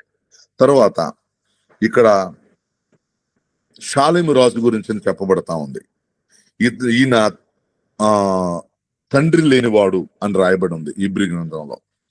ఇక్కడ అబ్రాహాములో ఉన్నటువంటి ఇంకొక చక్కటి లక్షణం బయటపడుతుంది. ఏంటనంటే ఇతడు వచ్చి సొదొమ రాజు అంటాడు, ఇదిగో తీసుకో, ఇదిగో ఆస్తి నువ్వు తీసుకో అని అంటాడు. అంటే ఇక్కడ క్రమం ఒకటి కనపడుతుంది. ఓడించి వచ్చిన వెంటనే షాలేము రాజు వచ్చాడు. షాలేము రాజు వచ్చేటప్పుడు ద్రాక్షరసాన్ని రొట్టెని తీసుకుని వచ్చాడు. ఇక్కడ గుర్తుపెట్టుకోండి, విరుగొట్టబడిన శరీరానికి గుర్తుగా ఉన్న రొట్టె, కార్చిన ప్రశస్తమైన రక్తానికి గుర్తుగా ఉన్న ద్రాక్షారసం క్రీస్తు ప్రభువారి యొక్క బలియాగానికి గుర్తుగా ఉన్నటువంటిది. ఇక్కడ ఆదికాండం 14 అధ్యాయంలో ఇది జరుగుతుంది. మరలా తిరిగి కొరింథీయులకు రాసిన 11వ అధ్యాయంలో పౌలు గారు చెప్తారు, ప్రభు సిలువకు అప్పగింపబడటానికి ముందు రోజు రాత్రి ఇక రొట్టె ద్రాక్షరసాన్ని ఇస్తారు శిష్యులకి. అది ఇప్పుడు ఇవ్వటం జరిగింది. అబ్రహాము దేవుని యొక్క సహవాసంలో చేర్చబడ్డాడు. అబ్రహాంని దేవుడు తన యొక్క కుటుంబంలో చేర్చుకున్నాడు. సర్వోన్నతుడైన దేవుని యాజకుడిగా దేవుడే పంపగా తనతో సహవాసం చేయటానికి దేవుడు ఇష్టపడ్డాడు. ఇక్కడ చూడండి, అతను ఇస్తున్న ఆశీర్వాదం ఎలా ఉందో చూడండి. భూమికి సృష్టికర్తయును సర్వోన్నతుడైన దేవుని వల్ల అబ్రాహాము ఆశీర్వదించబడును గాక. కాబట్టి ఇక్కడ చూస్తే నీ శత్రువులను నీ చేతికి అప్పగించిన సర్వోన్నతుడు దేవుడు స్తుతింపబడును గాక అని చెప్పాడు. ఇప్పుడు దశంభాగం ఇవ్వటం ఎవ్వరు చెప్పలా, ఎవ్వరు ప్రాంప్ట్ చేయలే. బలిపీఠం కట్టు ప్రార్థన చేయని దేవుడు చెప్పలా. బలిపీఠం కట్టాడు, ప్రార్థన చేశాడు బేతులకు హాయికి మధ్యలో. మరలా సొదొమ ఐగుప్తు రాజు దగ్గర నుంచి వచ్చేసాడు, మళ్ళా బలిపీఠం దగ్గరికి వెళ్ళాడు, అక్కడ మళ్ళా ప్రార్థన చేశాడు. లోతును పంపించేశాడు, దేవుడు ఆశీర్వదించాడు, మరలా తిరిగి బలిపీఠం కట్టాడు, మళ్ళీ ప్రార్థన చేశాడు. ఇప్పుడు మళ్ళా తిరిగి రాజులను ఓడించాడు, తిరిగి వచ్చాడు, దేవుణ్ణి మళ్ళా స్తుతిస్తా ఉన్నాడు. అప్పుడు అంతటిలోనూ దశం భాగాన్ని ఇచ్చాడు. ఎవరు చెప్తారండి ఈ రోజున? ప్రేరేపణ అనేది చాలా ఇంపార్టెంట్. లోపల వచ్చే మన ప్రేరేపణలు ఎటువంటి ప్రేరణలు? ఇన్స్పిరేషన్ అని మనుషులు ఎంట పడటం, ఇన్స్పిరేషన్ అని ఆ ఫ్లైయర్స్ అట్లొంక ఇట్లొంక చూడటం, ఎవరెవరో ఏదో మాట్లాడితే మనం దాన్ని మన కోట్స్ కింద చెప్పుకోవటం, ఇవన్నీ మన జీవితాల్లో ఇమిటేషన్ అనేది మొదలైపోయింది. Imitation is different from inspiration. దేవుని కుమారుడైన క్రీస్తు ప్రభువులా నటించడం కాదు, మనం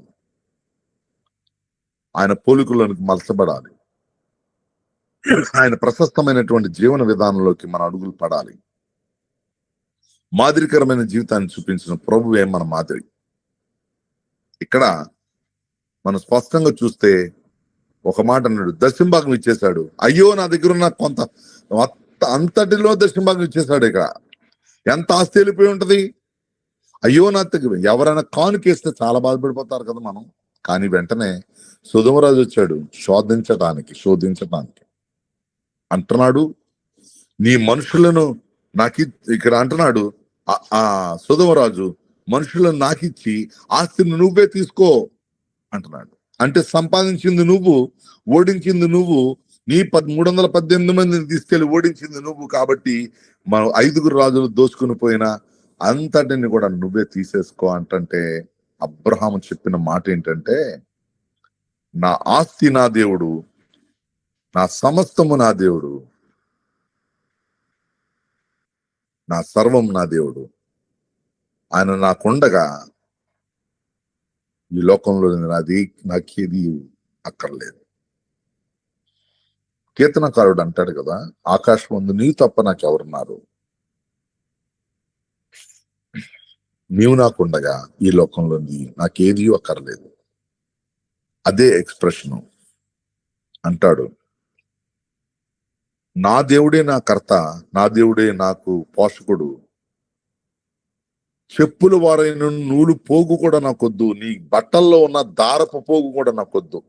ఆకాశం భూమికి నీ సృష్టికర్తయ్యను సర్వోన్నతుడు దేవుని నా యెహోవా ఎదుట నా చెయ్యెత్తి ప్రమాణం చేసి ఉన్నానంట.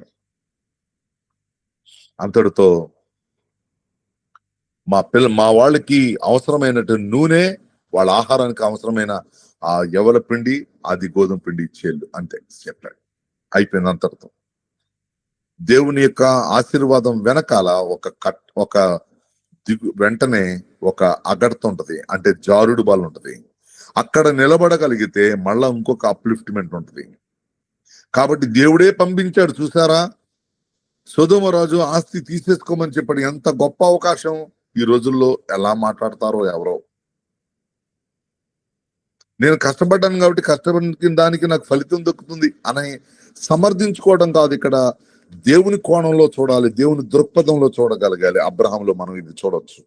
వెంటనే ఎప్పుడైతే ఇక్కడ ఇలా జరిగిందో, దేవుని ఎదుట తన్ను తాను ఎంతగా నేలమట్టుకు తగ్గాడో 15వ అధ్యాయంలో డైరెక్ట్ గా దేవుని వాక్యం ప్రత్యక్షమైందని మాట్లాడుతున్నాడు. ఆత్మీయ ఎదుగుదల ముఖ్యమా, మన జీవన ప్రమాణాలు ఎదగటం ముఖ్యమా, ఇక్కడ మనమే తెలుసుకోవాలి. 15వ అధ్యాయంలో చూస్తే మనకి స్పష్టంగా కనబడేది ఏంటంటే, అబ్రామా భయపడకము, నేను నీకు కేడము అన్న దేవుడు. ఎంతైనా కానీ నాకు సంతానం లేకుండా పోయింది, ఎంత ఆశీర్వదించిన ఏం లేదు ప్రభు అంటే అంటాడు దేవుని వాక్యం. 4వ వచనంలో 15:4 యెహోవా వాక్యం అతని ఎదుగు వచ్చి, ఇతడు నీకు వారసుడు కాడు, నీ గర్భావసన పుట్టబోచున్నవాడు నీకు వారసుడు అని చెప్తాడు. బయటికి వెళ్ళి ఆకాశ నక్షత్రాలను లెక్కించమని చెప్తాడు. ఇదంతా జరిగిన తర్వాత కిందకు వచ్చేటప్పటికి అక్కడ దేవునికి అక్కడ బలి అర్పిస్తాడు.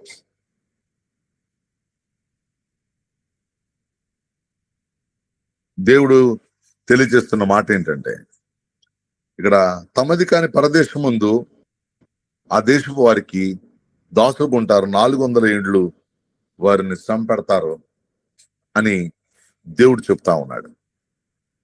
వీరు ఎవరికి దాసులు అవుతారో ఆ జన్మకు నేనే తీర్పు తీస్తాను. ఐగుప్తు యొక్క దాస్యత్వం గురించి దేవుడు ఇక్కడే చెప్తా ఉన్నాడు. మరలా తిరిగి మిక్కిలి ఆస్తితో బయలుదేరి వస్తారు. క్షేమంగా పితరులెందుకు నువ్వు వెళ్ళిపోతావు, వృద్ధాప్యం పాతి పెట్టబడతావు. ఇక్కడ మళ్ళా తిరిగి నీ 4వ తరం వారు మళ్ళా ఇక్కడికి వస్తారు అని చెప్పి దేవుడు చెప్తున్నాడు. 21వ వచనంలో అబ్రహాముతో నిబంధన చేశానని చెప్పి దేవుడు చెప్తా ఉన్నాడు. ఇక్కడ మళ్ళా ఎంత జరిగినా గాని మళ్ళా శరీర సంబంధులుగా మారిపోతాము. అప్పటికప్పుడు మనం బ్రతుకులు కొంత మార్పు వచ్చేస్తుంది అంటానికి సూచన ఏంటంటే, హాగర్ ఎవరు? ఐగుప్తీయురాలు. ఎక్కడి నుంచి తీసుకొచ్చావు? ఎక్కడి నుంచి వచ్చింది ఈమె? ఎప్పుడైతే చెప్పమ్మా. ఐగుప్తు నుంచి వచ్చింది. Very good. ఎలా వచ్చింది ఈమె? ఆ కరువు రాకపోతే గెరార్ అన్న ఐగుప్తు అన్న రెండు ఒకటే. ఐగుప్తు వెళ్ళేవాళ్ళు కాదు. అక్కడ కొంతమంది వీళ్ళ ధనము వీళ్ళ సంపదలు ఇవన్నీ చూసినప్పుడు కొంతమంది అటాచ్ అయ్యారు లోకల్ వాళ్ళు. అందులో వచ్చింది ఈవిడ. ఒక తప్పు జరిగితే, ఒక తప్పుడు నిర్ణయం కనుక మనం తీసుకుంటే దాని ప్రభావం ఎంతకాలం ఉంటుందో చూడండి. నేటికి ప్రపంచం కొట్టుకు చచ్చిపోతున్నారు వీళ్ళ వలన. కరువు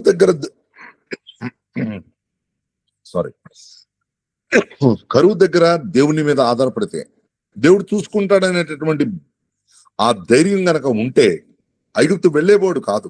ఐగుప్తు వెళితే అలా అక్కడ అబద్ధమాడేవాడు కాదు. ఐగుప్తు వెళ్ళకపోతే ఈ హాగర్ వచ్చేది కాదు. వచ్చేటప్పుడు ఐగుప్తు నుంచి తెచ్చుకున్నారు. ఆమెతో క్లోజు సారా. కాబట్టి ఇక్కడ జరిగింది ఏంటంటే, ఆమెను ఇంకా పిల్లలు పుట్టలేదు కదా. దేవుని వాగ్దానం ఎక్కువ, దేవుడు చెప్పినటువంటి మాట ఎక్కువ.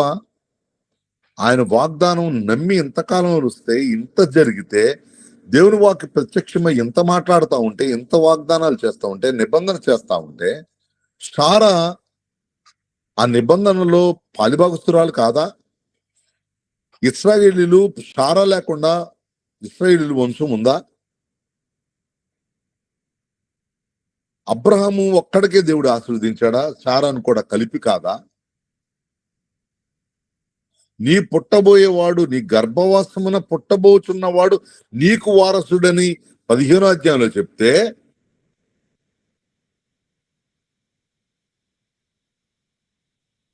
అబ్రాము భార్య అయిన సారయి తన దాసి అయిన హాగరును ఐగుప్తులను తీసుకుని తన పెనిమిటి అయిన అబ్రామును భారీగా ఉండునట్లు అతనికి ఇచ్చాను. ఇది దేవుని యొక్క నిబంధనను మీరటం, నిబంధనలోనికి మన సొంత జ్ఞానాన్ని కలపటం. దేవుడి వాక్కు ప్రత్యక్షమైందంటే ఆచి తూచిన సున్నైన పుల్లైన తప్పిపోకుండా ఖచ్చితంగా ఆయన సమయానికి జరుగుతుంది. ఎదురు చూడటమే మన పని.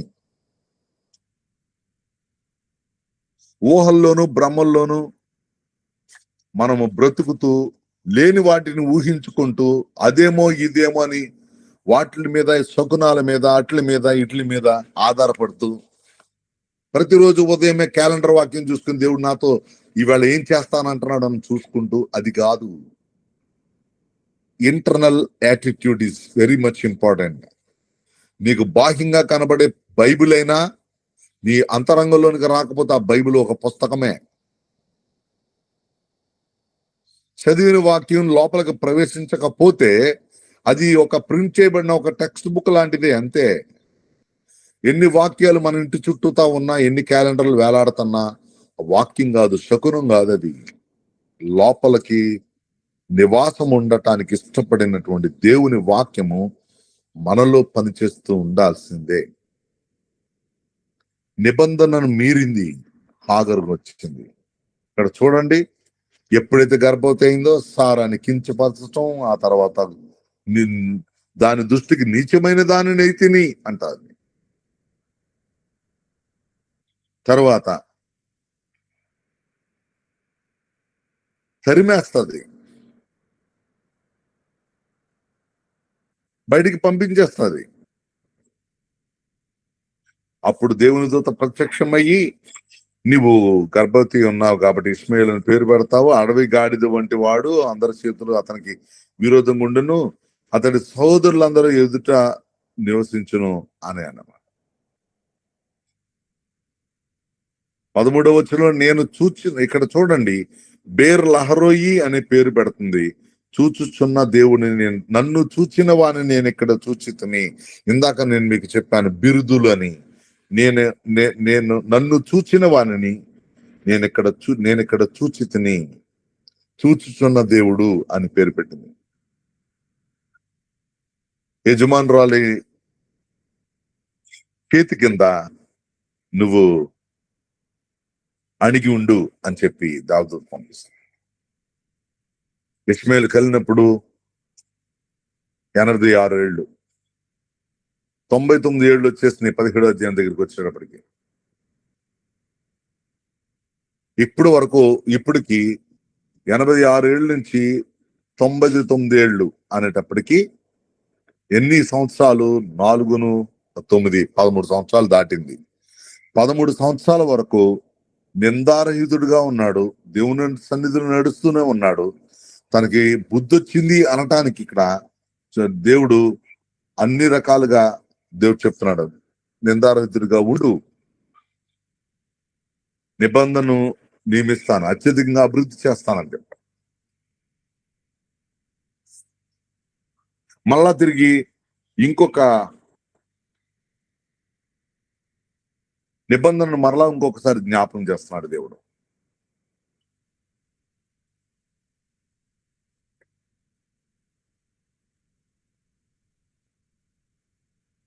అబ్రహాము ఎంతగా నమ్మాడంటే సున్నతి చేశారు తన దగ్గర ఉన్న వాళ్ళందరినీ. తర్వాత ఇక్కడ మళ్ళా 18వ అధ్యాయం దగ్గరికి వచ్చేటప్పటికి మనకి అమలేకీలతో మనకి ఇక్కడ స్పష్టంగా లోతు గురించినటువంటి పరిస్థితులు ఎదురవుతాయి. ఇక్కడ దేవుడు మరలా తిరిగి జ్ఞాపకం చేస్తున్నాడు ఏంటనంటే, బహుకాలం గడిచినటువంటి వృద్ధులైపోయారు. ఇప్పుడు ఆయనకి 99, ఈయనకి తనకేమో 10 సంవత్సరాలు తేడా కాబట్టి ఆమెకి 89. స్త్రీ ధర్మము సారాకు నిలిచిపోయింది, ప్రెగ్నెన్సీ వచ్చే అవకాశాలు లేవు. దేవుని ప్రత్యక్షత వచ్చింది సింధూర వనంలో. అబ్రహాముకు దేవుడు కనబడ్డ 3 మనుషులు గబగబా వారికి ఎందుకు ఇలా వచ్చారు అనగానే సొదొమ గొమొర్రాను నాశనం చేయడానికి. మీదటికి ఈ కాలమున వచ్చే సంవత్సరానికి నీ కుమారుడు పుడతాడని చెప్పడం మాత్రమే కాదు, ఏంటి ఇలా వచ్చాడు అనగానే ఇక్కడ లోతు గురించి ఇంటర్సెసరీ ప్రేయర్, విజ్ఞాపన ప్రార్థన, బ్రతిమాలటం మొదలు పెడతాడు. అక్కడ నీతిమంతులుంటే 45 ఉంటే గనక నాశనం చేయను. ఆ తర్వాత మళ్ళా తిరిగి 45 మంది ఉంటే, 30 మందే ఉంటే, ఆ తర్వాత 20 మందే ఉంటే, ఆ తర్వాత 10 మంది ఉంటే, కనీసం 10 మంది ఉన్నా సరే నేను నాశనం చేయను అని దేవుడు చెప్తాడు. కానీ ఇక్కడ మనం లోతు యొక్క జీవితాన్ని మనం 19వ అధ్యాయంలో చూడవచ్చు.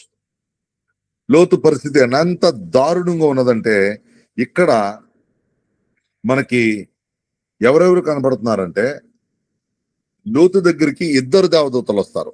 వాళ్ళు స్త్రీలలా కనపడ్డారు సొదొమ గొమొర్రా వాళ్ళకి. వాళ్ళు భోజనం చేశారు. వాళ్ళు పండుకోవటానికి సిద్ధమవుతున్నప్పుడు సొదొమ గొమొర్రాలో ఉన్నటువంటి మనుషులు, అక్కడ రాయబడిన మాట ఏంటో తెలుసా అండి? సొదొమ మనుషులు, బాలురు, 19వ అధ్యాయం 4వ వచనం, బాలురు, వృద్ధులు, ప్రజలందరూ నలుదిక్కుల నుండి వచ్చి ఆ ఇల్లు దగ్గర చేరి లోతును పిలిచి, ఈ రాత్రి నీ వద్ద వచ్చిన మనుషులు లేరి, మేము వాళ్ళతోటి ఇల్లీగల్ కాంటాక్ట్ పెట్టుకుంటాం. ఎంత డైరెక్ట్ గా అడుగుతున్నారు. అక్కడ వచ్చిన వాళ్ళలో బాలురు అని రాయబడింది. అంటే ఏంటంటే అడోలసెంట్ ఏజ్ కాదు, గుడ్నెస్, బిలో ప్యూబర్టీ చెప్పాలంటే దీన్ని చెప్పాలంటే ఎంత దారుణంగా దిగజారిపోయిందో ఈ ఒక్క మాటను బట్టి మనం చెప్పొచ్చు. ప్రస్తుత లోకంలో చెప్తున్నాను, దయచేసి ఇలా చెప్తున్నాను మీరు అనుకోవద్దు.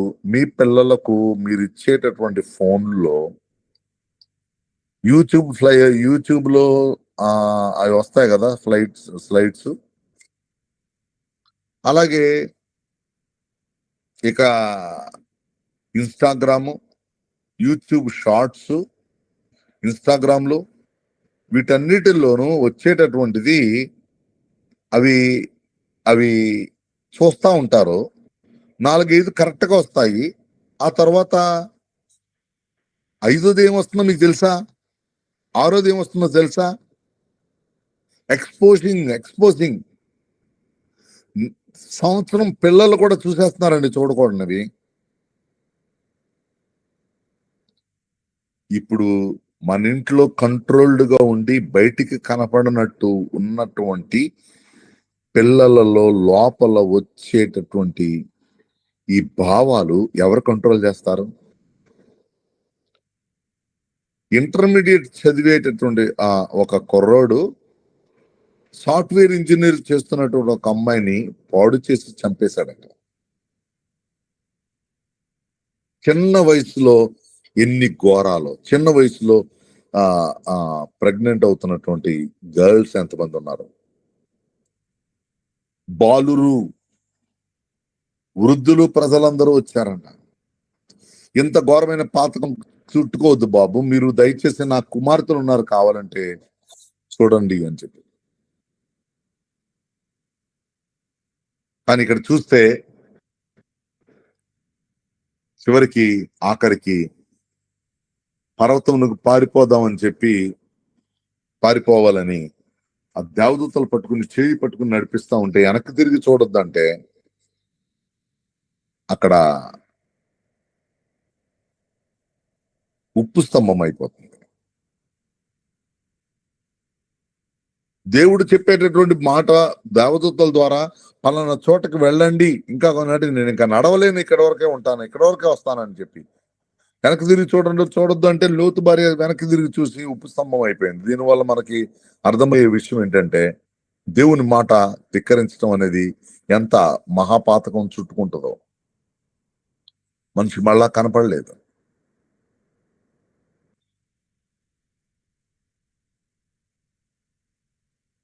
సోయరుకి వెళ్ళిపోదాము, సోయరులో నివసించండి, అక్కడే ఉండండి అని చెప్పి దేవదూతలు చెప్తా ఉంటే సోయరులో నివసించడానికి భయపడిపోయాడు. వెంటనే అక్కడ తీసుకుని దగ్గరలో ఉన్న పర్వతం ముందు ఒక గుహలోనికి తీసుకెళ్లాడు. ఇక్కడ ఏంటంటే ఇక్కడ వాళ్ళ కుమార్తెల యొక్క భర్తలు రాలా, అక్కడే ఉండిపోయారు. కుమార్తెల యొక్క భర్తలు రాలా, సొదొమలోనే ఉండిపోయారు. కాబట్టి ఇప్పుడు వాళ్ళకి సంతానం కలగాలి. వీళ్ళు జరిగినటువంటి పద్ధతి ఎలా ఉందంటే, ఇప్పటికైనా తమ యొక్క బాబాయ్ గుర్తు రావాలి లోతుకి. లోతు కుమార్తెలకు తాత అబ్రహాం గుర్తు రావాలి. రండి వెళ్ళిపోదాం, ఎలా ఇంతవరకు జరిగిందేదో జరిగింది, మా పెదనాన్న దగ్గరికి వెళ్ళిపోదామని లోతు అనాలి, తాతయ్య దగ్గరికి వెళ్ళిపోదాం అనాలి. ఎవరో ఒకళ్ళు చూస్తాడు అక్కడ, మన పిల్లలు, మన కుటుంబము, సంసారము, ఈ విషయాల దగ్గర పట్టించుకుంటాడు. ఆయన దగ్గరికి వెళ్ళిపోదామనే ఆలోచన రావాల్సింది పోయి, ఇక్కడ దేవుడు చూపించిన ప్రాంతం కాక తమ ఇష్టమైన ప్రాంతంలో ఉండటాన్ని బట్టి వాళ్ళ జీవితంలో దేవుడు లేని జీవితము, ఇప్పటి మొత్తం పట్టణం నాశనం అయిపోవడం, తల్లి చచ్చిపోవడం, ఇవన్నీ పక్కన పెట్టి వాళ్ళకి సంతానం కోసం చేయకూడని పని చేశారు. ఈ రోజున అమాలేకీయులు, మోయబీయులు అనే పేర్లు రావటానికి కారణం అమ్మోనీయులు మోయబీయులు అనే పేరు రావటానికి కారణంగా మారిపోయింది. దేవుని మాట చొప్పున కాక బ్రతికినంత కాలం వంశమంతా తరతరాలు దీని ప్రభావం కనపడుతూనే ఉంటుంది. చాలా జాగ్రత్తగా ఉండాల్సిన అవసరత మనకుంది. మరలా తిరిగి ఇక్కడ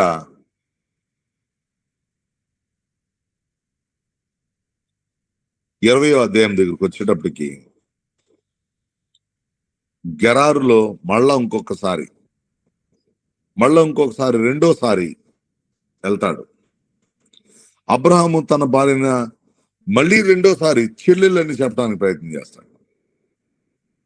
గెరారు రాజు అబీమెలెకు రాత్రి వేళ దేవుడు స్వప్నమందు, ఒక్కవేళ నువ్వు ఆ అమ్మాయిని దగ్గర చేర్చుకున్నావు, ఆమె గనక ముట్టుకున్నావంటే నువ్వు ఆమె నిమిత్తం చచ్చినవాడు అవుతావని దేవుడు మాట్లాడాడు. అబీమెలెకు ఆమెను ముట్టుకోలేదు, సారాను ముట్టుకోలేదు. ఇంతకీ ఒక మాట ఏంటంటే, 90 సంవత్సరాల వయసులో ఉన్నప్పటికీ కూడా సారా ఎంత అందంగా ఉన్నది అంటే, ఈ రోజున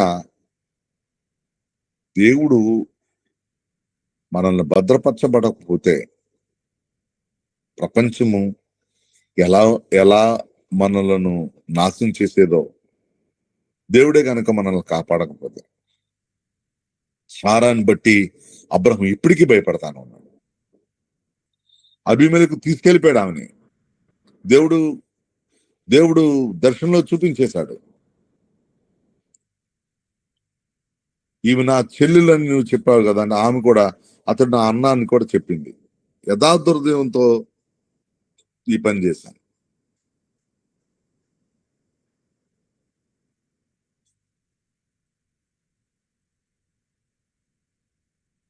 దేవుడు ఇక్కడ రాయబడిన మాట ఒక్కసారి మనం చదువుకుందాం. 20వ అధ్యాయము 6వ వచనం చివరికి, నీవు నాకు విరోధంగా పాపం చేయకుండా నేను నిన్ను అడ్డగించి తిని, అందుకే నేను నిన్ను ఆమెను ముట్టనీయలేదని గెరారు రాజుతో ఆమెనైనా అబీమెలెకుతో దేవుడు చెప్తాడు. చూడండి, కొన్ని సందర్భాల్లో మనము తప్పుడు దోవకు వెళ్ళి చెడు చేసేటటువంటి అవకాశం ఉన్న చోట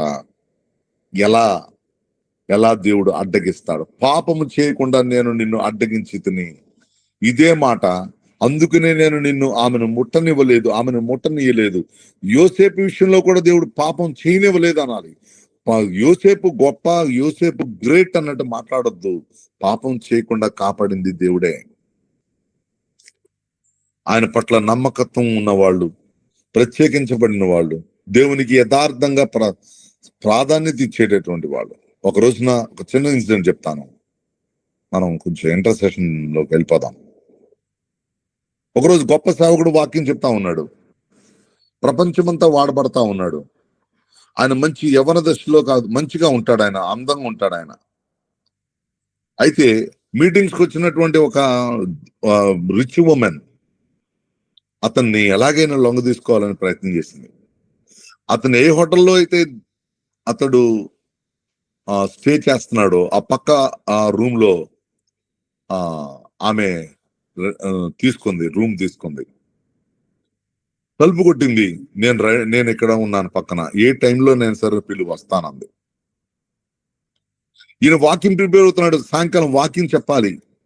ఓ పక్క నుంచి ఈ యొక్క టెంప్టేషన్, ఎలాంటి వాడైనా సరే ఇలా మాట్లాడేటటువంటి మాటలకు, ఈ అపవాది చేసేటటువంటి కుట్రలకు ఎలాగైతే లొంగిపోవటం అనేది, లేకపోతే ప్రేరణలకు జారిపోయే పరిస్థితి ఏర్పడుతుంది. 2 రకాలైన ఆలోచనలు. కూర్చుంటున్నాడు, ప్రార్థన చేసుకోలేకపోతున్నాడు, దేవా సహాయం చేయ ప్రభా అని అడుగుతున్నాడు. అతనికి ఏ రకమైన శక్తి సరిపోవట్లేదు. బైబిల్ చదువుకుంటున్నాడు, ఏకాగ్రత లేకపోతుంది. ఆఖరికి చాలాసేపు కొట్టుమిట్టాడాడు. ఇంకా డోర్ దగ్గరికి వెళ్తున్నాడు, వెనక్కి వచ్చేస్తున్నాడు. తన డోర్ ఓపెన్ చేయడానికి వెనక్కి వచ్చేస్తున్నాడు. ఈ లోపల ఒక స్థిరమైన నిర్ణయం తీసుకున్నాడు. తన డోరు లోపల నుంచి లాక్ చేసి ఆ కీని కిటికీలోంచి రోడ్డు మీదకి ఇసిరేశాడు.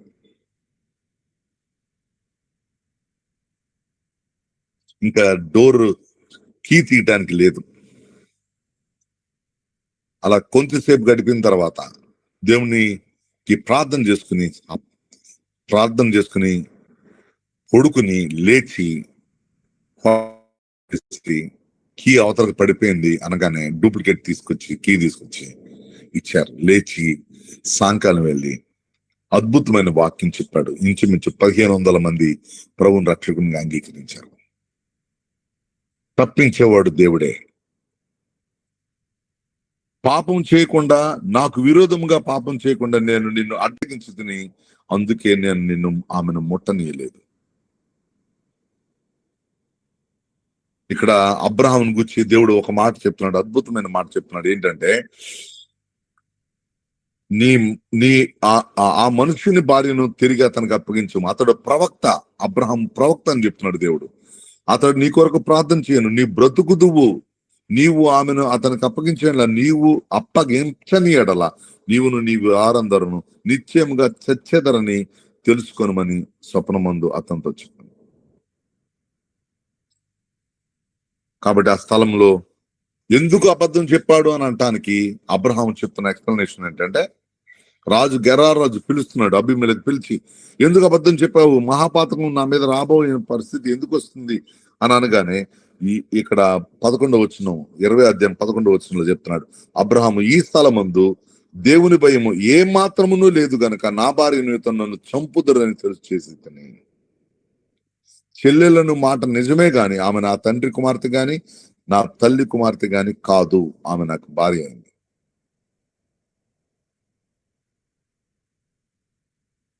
మరలా తిరిగి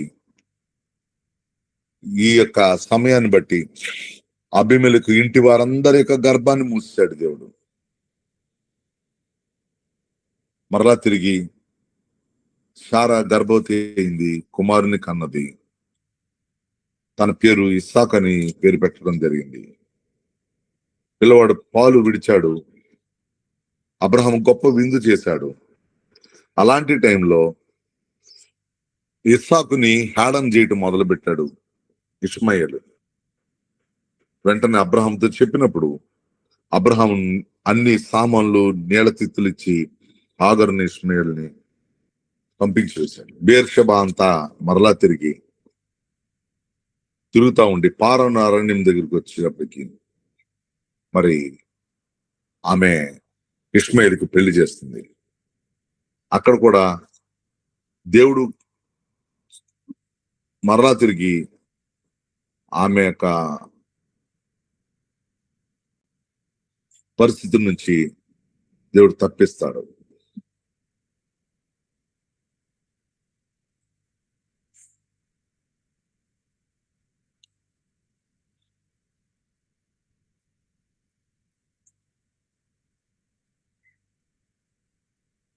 ముప్పై 33వ వచనంలో అబ్రహాం బెయేర్షెబాలో ఒక పిచ్చుల వృక్షము నాటి అక్కడ నిత్యదేవుడైన యెహోవా పేరట ప్రార్థన చేసింది. అబ్రహాం ఫిలిస్తీన్ల దేశంలో అనేక జనములు పరదేశిగా ఉండెను. 22 అధ్యాయము దగ్గరకు వచ్చేటప్పటికి ఇంకా మనం ఇస్సాకు అబ్రహాముని పరిశోధించటం, ఇస్సాకును బలిగా అర్పించడం, అవన్నీ కూడా మనం చూడొచ్చు. మంచిది, ఇంతటితో ఎక్కడితో క్లోజ్ చేస్తున్నాను. ఇవాళ ఉదయం ఆదికాండం గురించిన వివరణ, ఆ పంచకాండం లేక ప్రభావము చెప్పాను కాబట్టి కొంత టైం ఎక్స్ట్రా తీసుకుంటాం జరిగింది.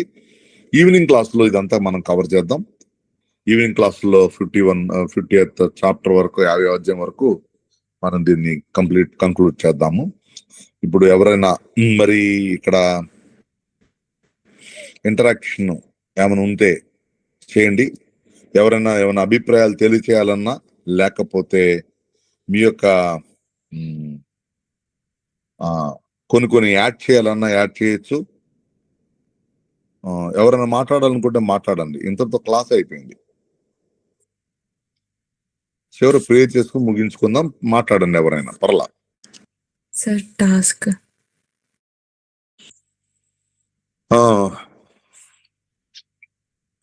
ఇస్సాకుని అబ్రహం బలర్పించాడా లేదా, రెఫరెన్స్లతో సహా చెప్పాలి. ఇస్సాకుని అబ్రహాము బలి అర్పించాడా లేదా,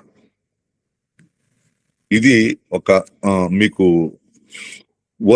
హోంవర్క్ లాంటిది. మీరు మళ్ళా దాన్ని ఈ యొక్క గ్రూప్ లో పెట్టండి ఆన్సర్లు తప్పనిసరిగా, లేకపోతే అడ్మిన్స్ కి పంపించండి. Thank you so much for sharing sir. ఈ టాస్క్ మీకు సార్ ఇచ్చిన టాస్క్ అధ్యాయంతో పాటు పెట్టమన్నారు కదా, అది దయచేసి అడ్మిన్స్ ఉన్నారు కదా, మీ గ్రూప్ అడ్మిన్స్ కి పంపించండి.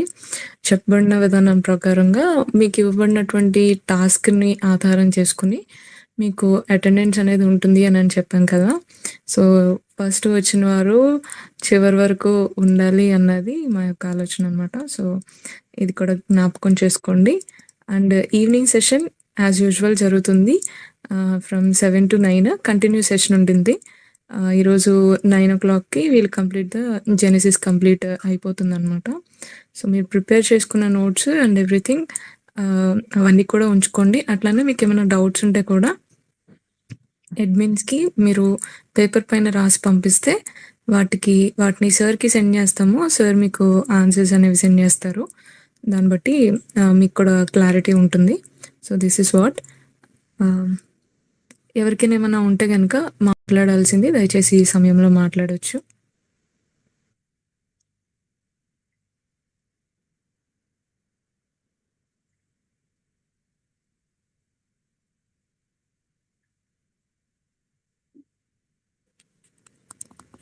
ఓకే, ఎవరికి ఏమి డౌట్స్ కానీ లేకపోతే మాట్లాడేది లేని పక్షంలో మనం ఫైనల్ ప్రేయర్తో క్లోజ్ చేసుకుందాం morning సెషన్ని.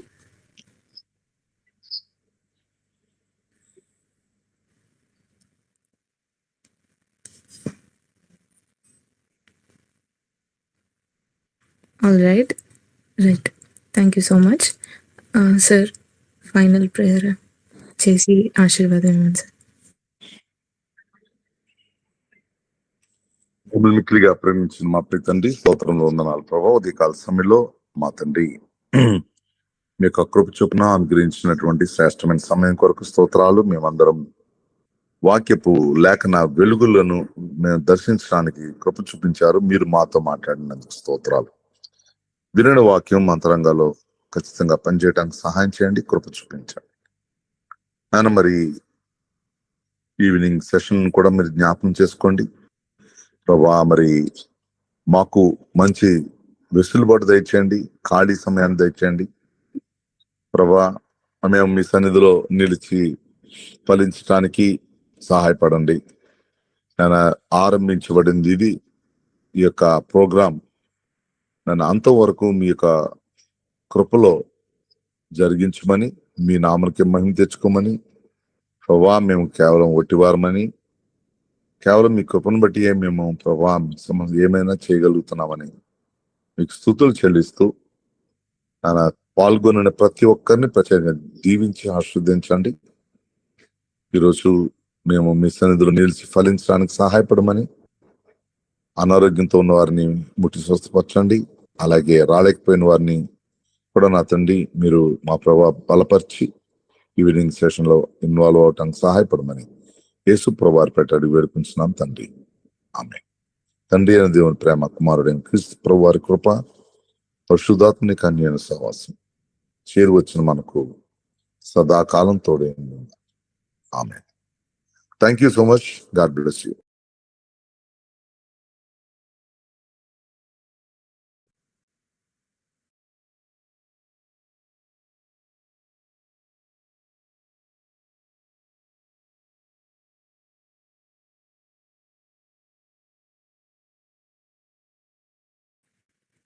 Thank you so much everyone for joining.